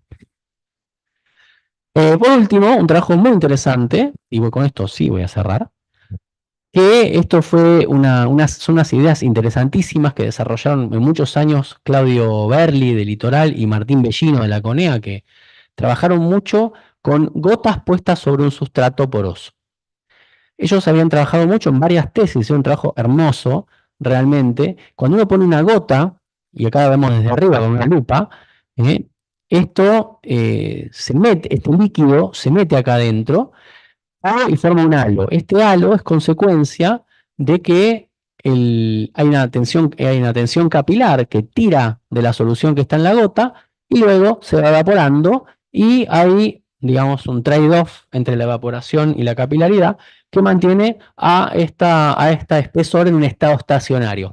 Por algunos minutos o muchos minutos, dependiendo de ciertas características, tenemos un halo estacionario en donde podemos jugar y ver cuestiones muy interesantes, evaporación, etc. Hay unos trabajos divertidísimos, después los vemos, pero les quiero mostrar un trabajo que fue el más divertido de los últimos años. Básicamente, queríamos ver qué pasaba cuando poníamos dos gotas una al lado de la otra, conectábamos estos halos en donde el líquido está confinado acá adentro y hacíamos una reacción química ahí adentro. ¿Tiene sentido hacer una reacción química adentro?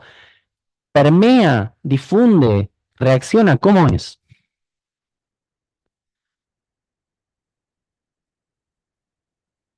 Y pusimos dos gotas, una con yoduro de potasio y otra con agua oxigenada.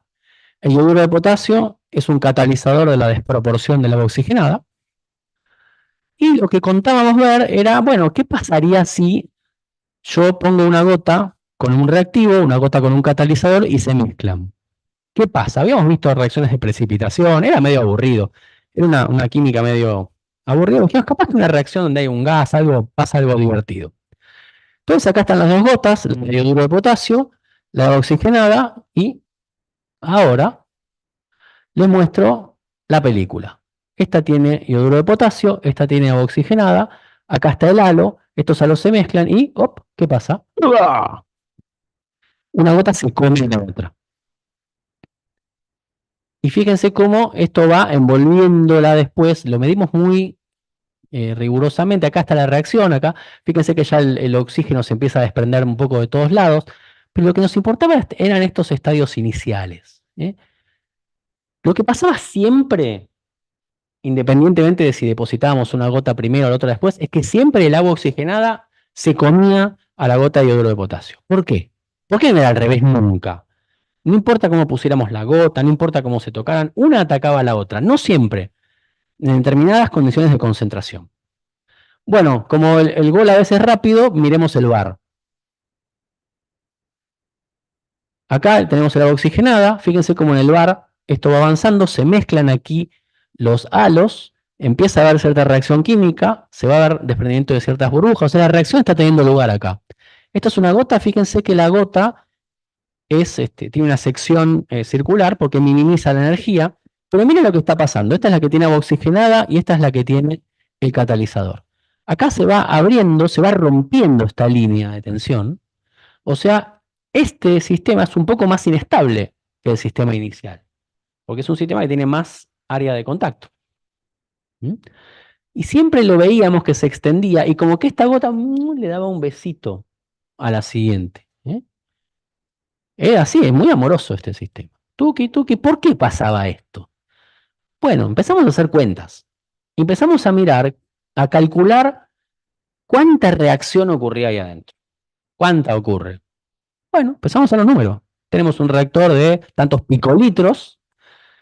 La reacción tiene este delta G. Se liberan estos joule, estos eran nanojoule por unidad de tiempo.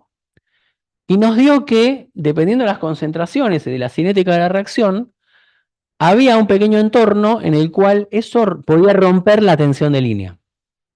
Esa pequeña ruptura de la tensión de línea hacía que la reacción empezara a tener lugar en un área más grande, entonces se realimentaba. Esa realimentación, gracias señor director, esa realimentación a su vez hacía que esta reacción ocurriera más, y al ocurrir más, ¿qué pasaba? Acá está el catalizador, y acá el reactivo. El reactivo se acaba en esta zona, se genera un gradiente, y se genera también un gradiente de tensión superficial, un efecto Marangoni. ¡Qué quilombo! Perdón por el comentario, pero es complicado. ¿Qué ocurrió acá? Acá teníamos una reacción química realimentada, que a su vez influía en las propiedades físicas, o sea que ponía un gradiente de tensión superficial, que hacía que esta gota atacara a esta y no al revés. ¿Por qué? Porque acá estaba el reactivo y acá el catalizador. El catalizador forma una barrera, no cambia su concentración, el reactivo sí. Cuando hacemos la cuenta de cómo da esto, nos da algo que es alucinante. Fíjense, esta distancia es más o menos medio milímetro, aproximadamente. ¿Sí? Estas son distancias del orden de la fracción de milímetro. Cuando hacemos los números, el film ahí tiene algunos nanómetros de espesor, y la primera pesaba algunos micrómetros cuadrados. O sea que esa reacción que empieza a tener lugar acá, son algunos picolitros. El efecto de una reacción a algunos picolitros genera un efecto enorme y devastador y realimentado en microlitros ya, o sea, en fracciones de milímetro. Es como si algo pequeño que ocurre en un lugar muy chico hace efecto en un lugar muy grande. Órdenes de magnitud. Hicimos los números y nos da que más o menos el área penal de la final del Mundial y el área del Obelisco de Buenos Aires más o menos era el mismo efecto. La energía liberada acá se transmitía con mucho éxito aquí. Esto es así. Bien, bueno, creo que he hablado mucho, es normal, perdonen. Pero espero haberlo podido convencer de que efectivamente podemos hacer sistemas vivientes. Hemos visto al final un sistema vectorial en el cual una gota se abalanza sobre otra, una gran idea y un gran trabajo de Martín Mellino, de Claudio, de Agustín Pizarro, que fue el que se mató haciendo todo esto.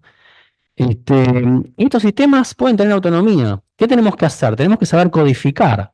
Tenemos que saber dónde poner las reacciones químicas, dónde poner las superficies, cómo son esos nanoflujos, cómo influye el solvente, cómo influyen los iones disueltos, cómo influyen esos pequeños y sutiles efectos en la nanoescala. Bien, espero haberlo convencido esto. Yo sé que fui un poco rápido y que hay mucho material, pero bueno, creo que esto ha sido un viaje divertido. Para mí lo fue, Para mí son 20 años de mi vida que han sido resumidos en este rato.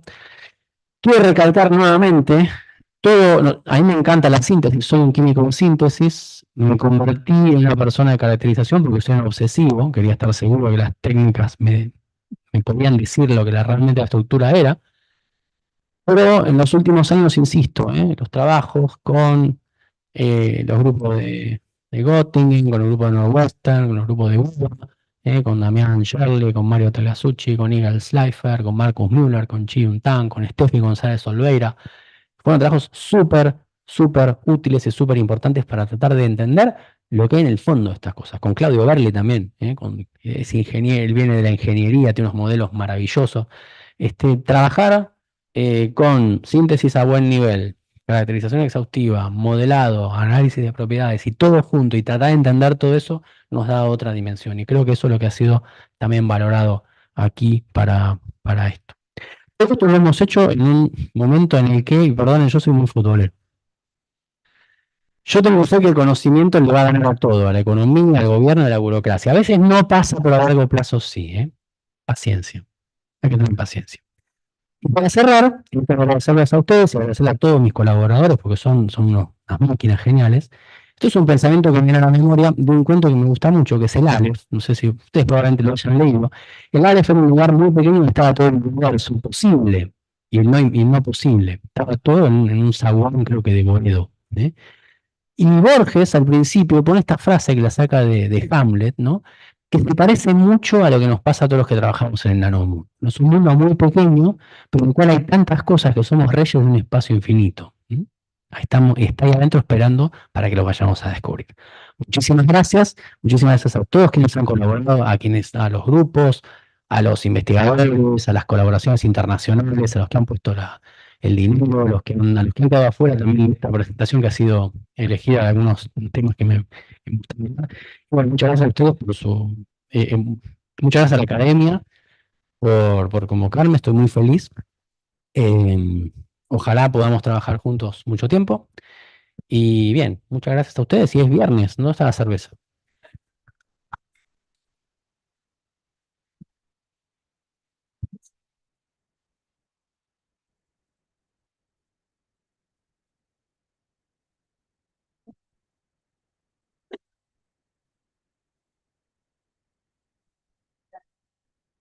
Ahí está.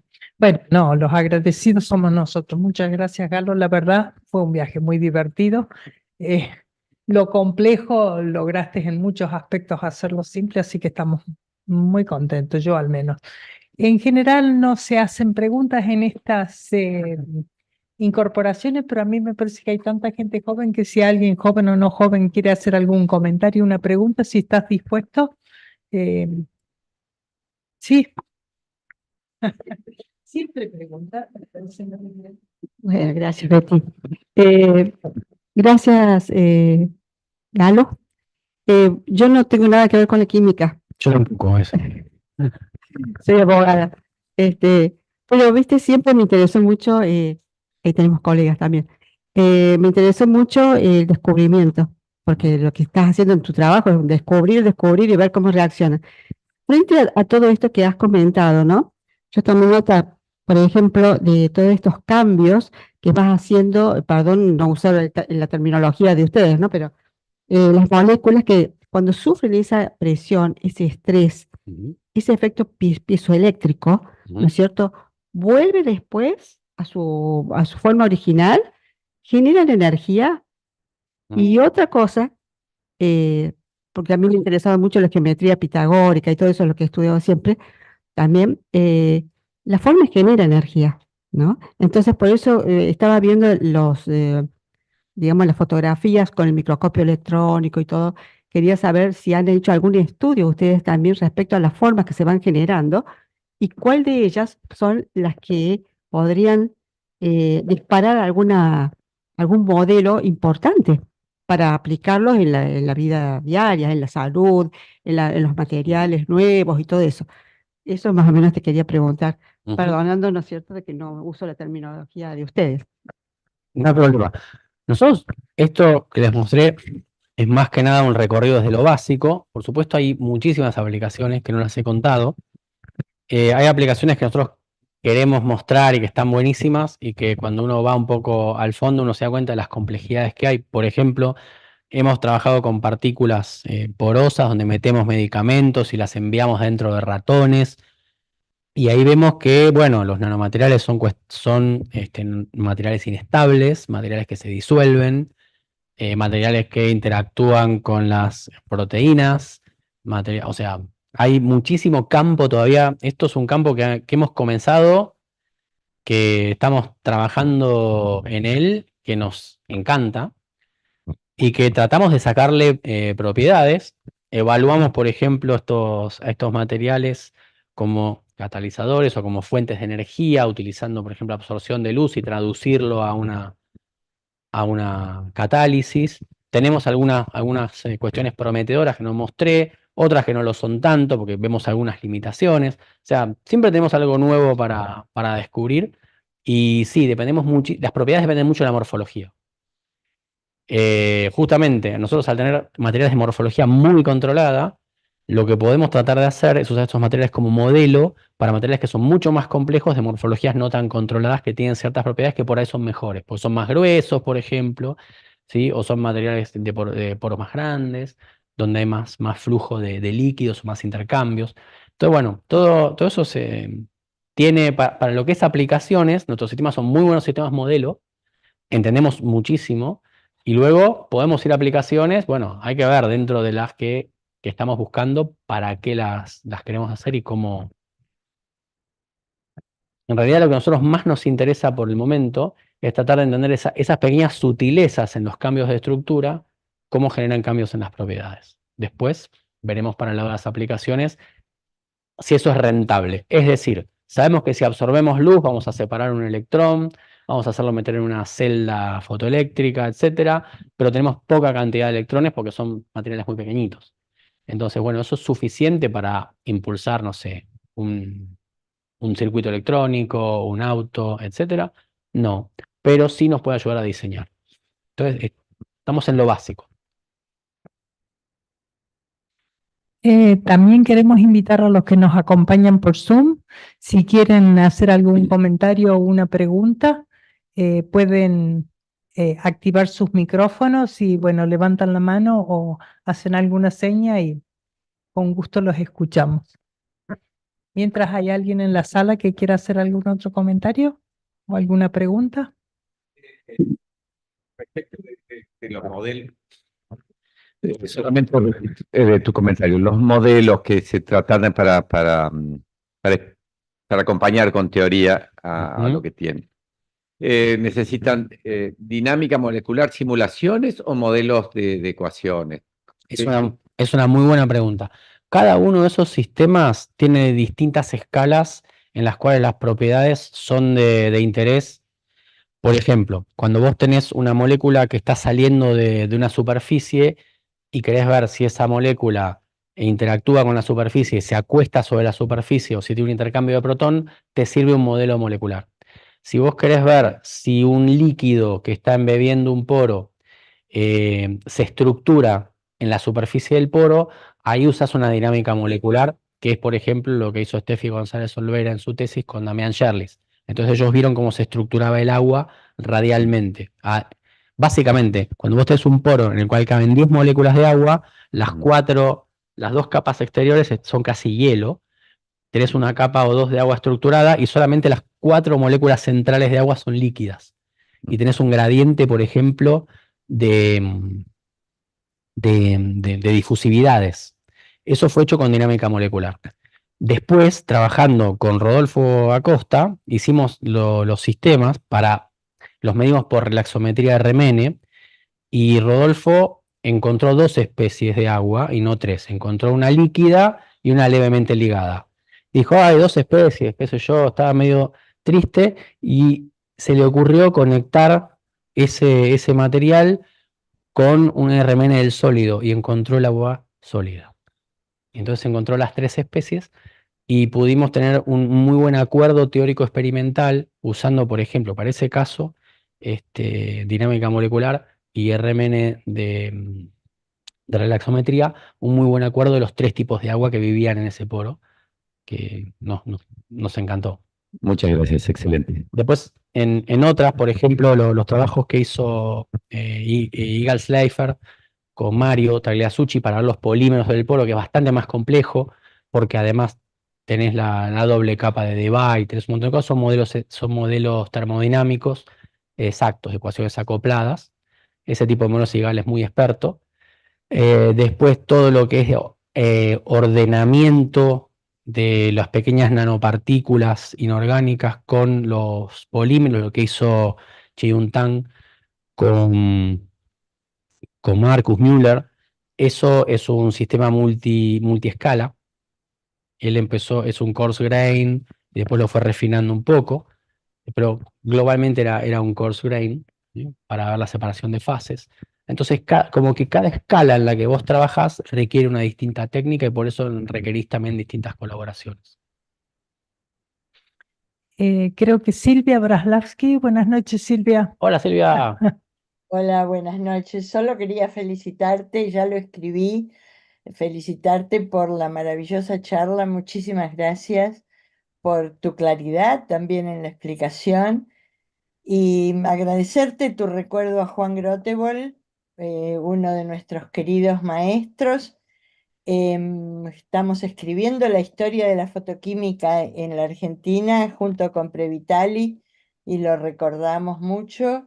Y también agradecerte el recuerdo a tu abuelo, a quien en estos momentos necesitaríamos tanto. Y le agradecemos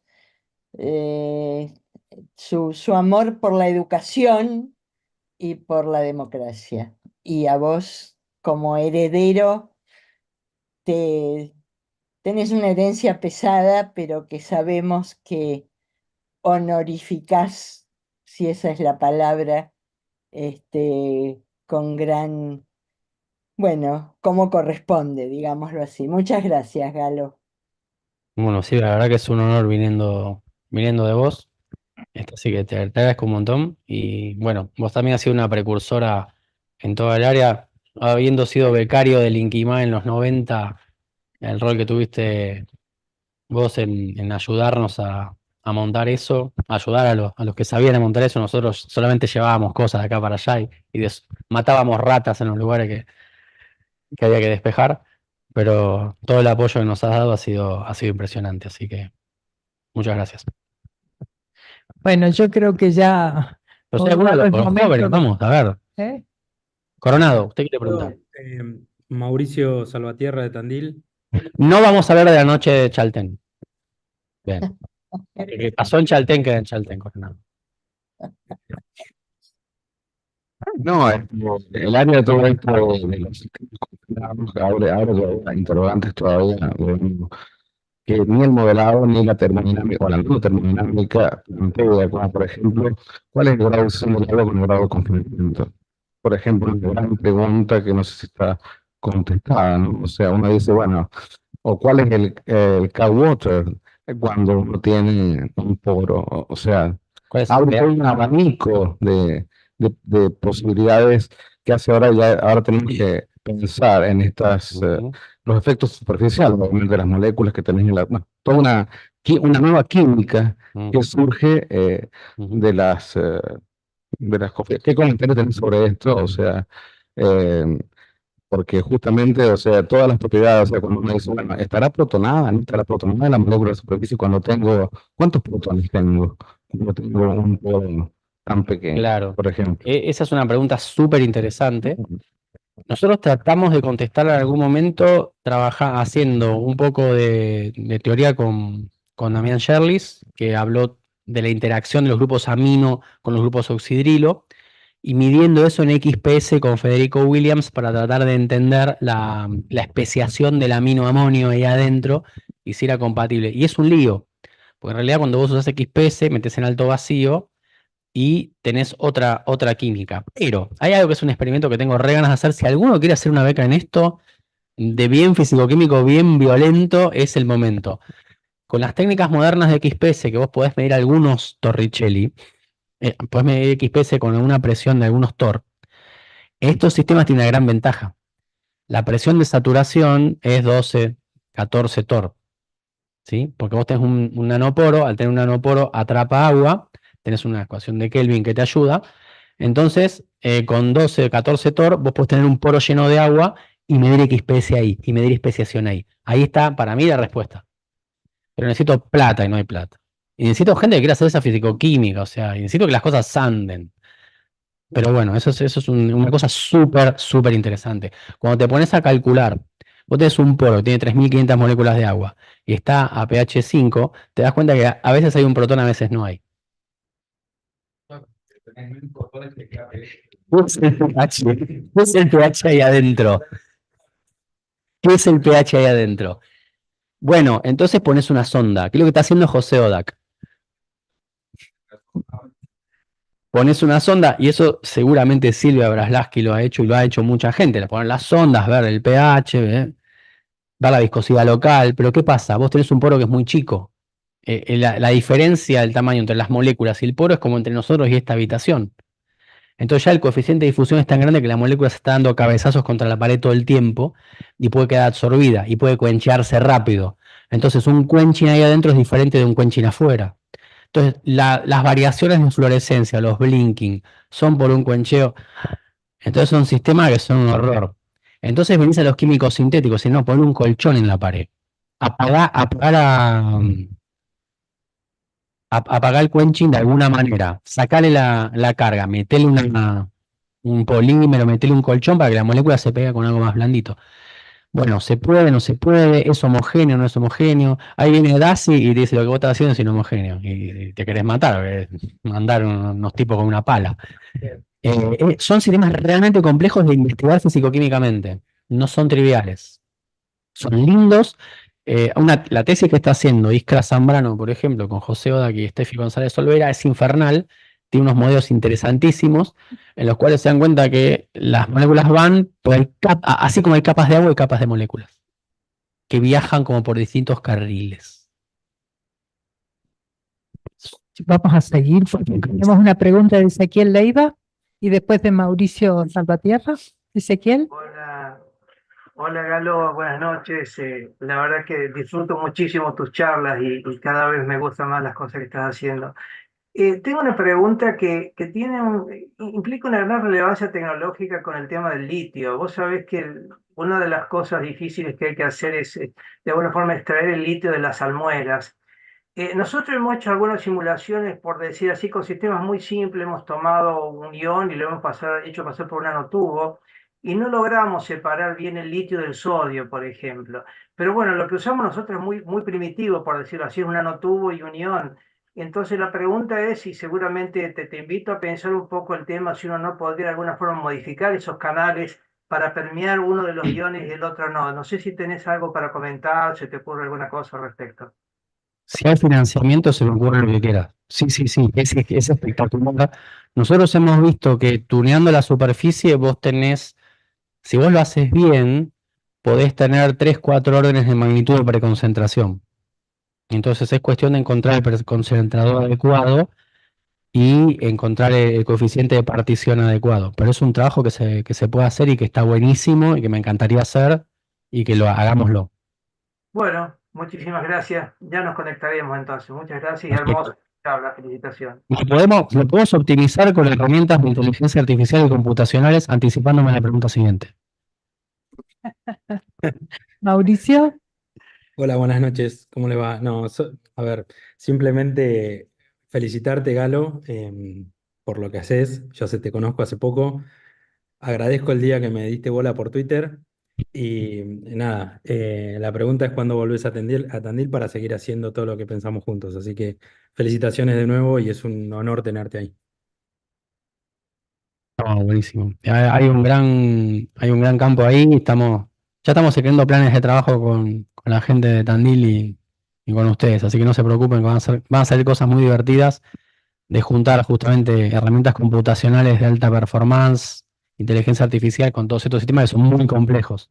Por eso era pertinente también conectar el mundo de la informática con el mundo de la nanotecnología. Así que Mauricio, hablemos y hagamos un super proyecto de esto. Es nivel mundial esto, ya, directamente. Buenísimo, gracias. ¿Quién habla? Bueno, El creo. doctor Daci quiere defenderse. Me quiero defender de todo lo que me pegaste. No, pero vos no rompiste la cabeza con ese modelo. Derecho a réplica, necesito derecho a réplica. No, gracias por la charla, definitivamente, como siempre. Dos cosas.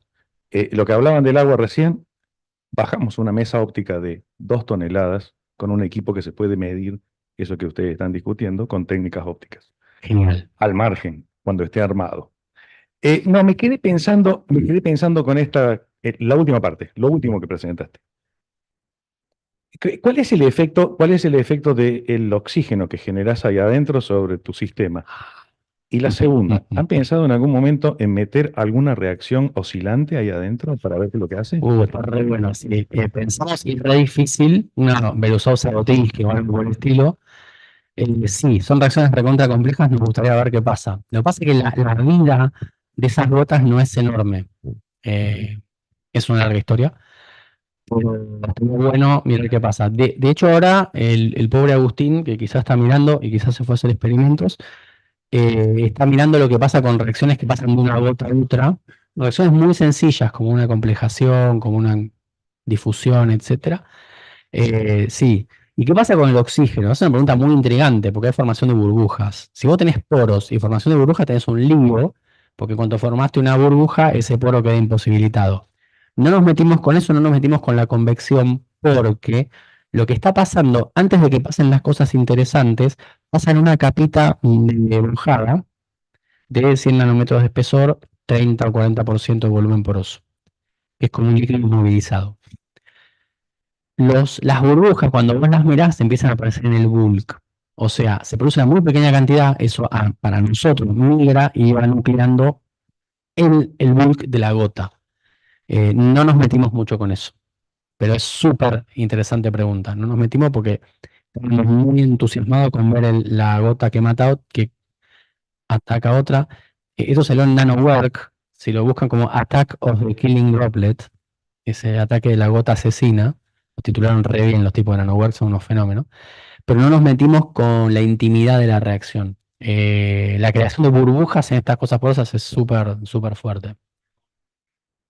Y las que no ves es mucho peor. Habría que ver cómo las ves, con un mecánico, una difusión, con algo, pero si vos tenés una técnica de dispersión, por ejemplo, para ver las burbujas, las vas a afectar o no. Sí, ahí tenés todo un tema. Es re complicado. Estos sistemas tan chicos se empiezan a perturbar muy fácilmente cuando los interrogas. Bueno, Galo es incansable, pero creo que podemos seguir con la discusión. Del otro lado, los invitamos a que pasen a un pequeño y muy sencillo brindis, pero primero un fuerte aplauso porque realmente... Ya está. Pueden abrir los micrófonos también. Bueno, Galo, los estás viendo, todos te aplauden también. Gracias. Muchísimas gracias. Ha sido muy entretenido esto. Así que lo seguimos.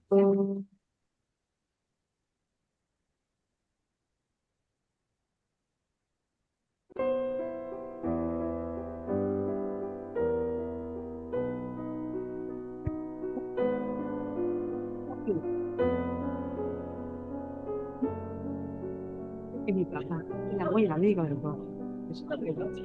Y yo no embajador mexicano, vienen a hacer nosotros. Sí.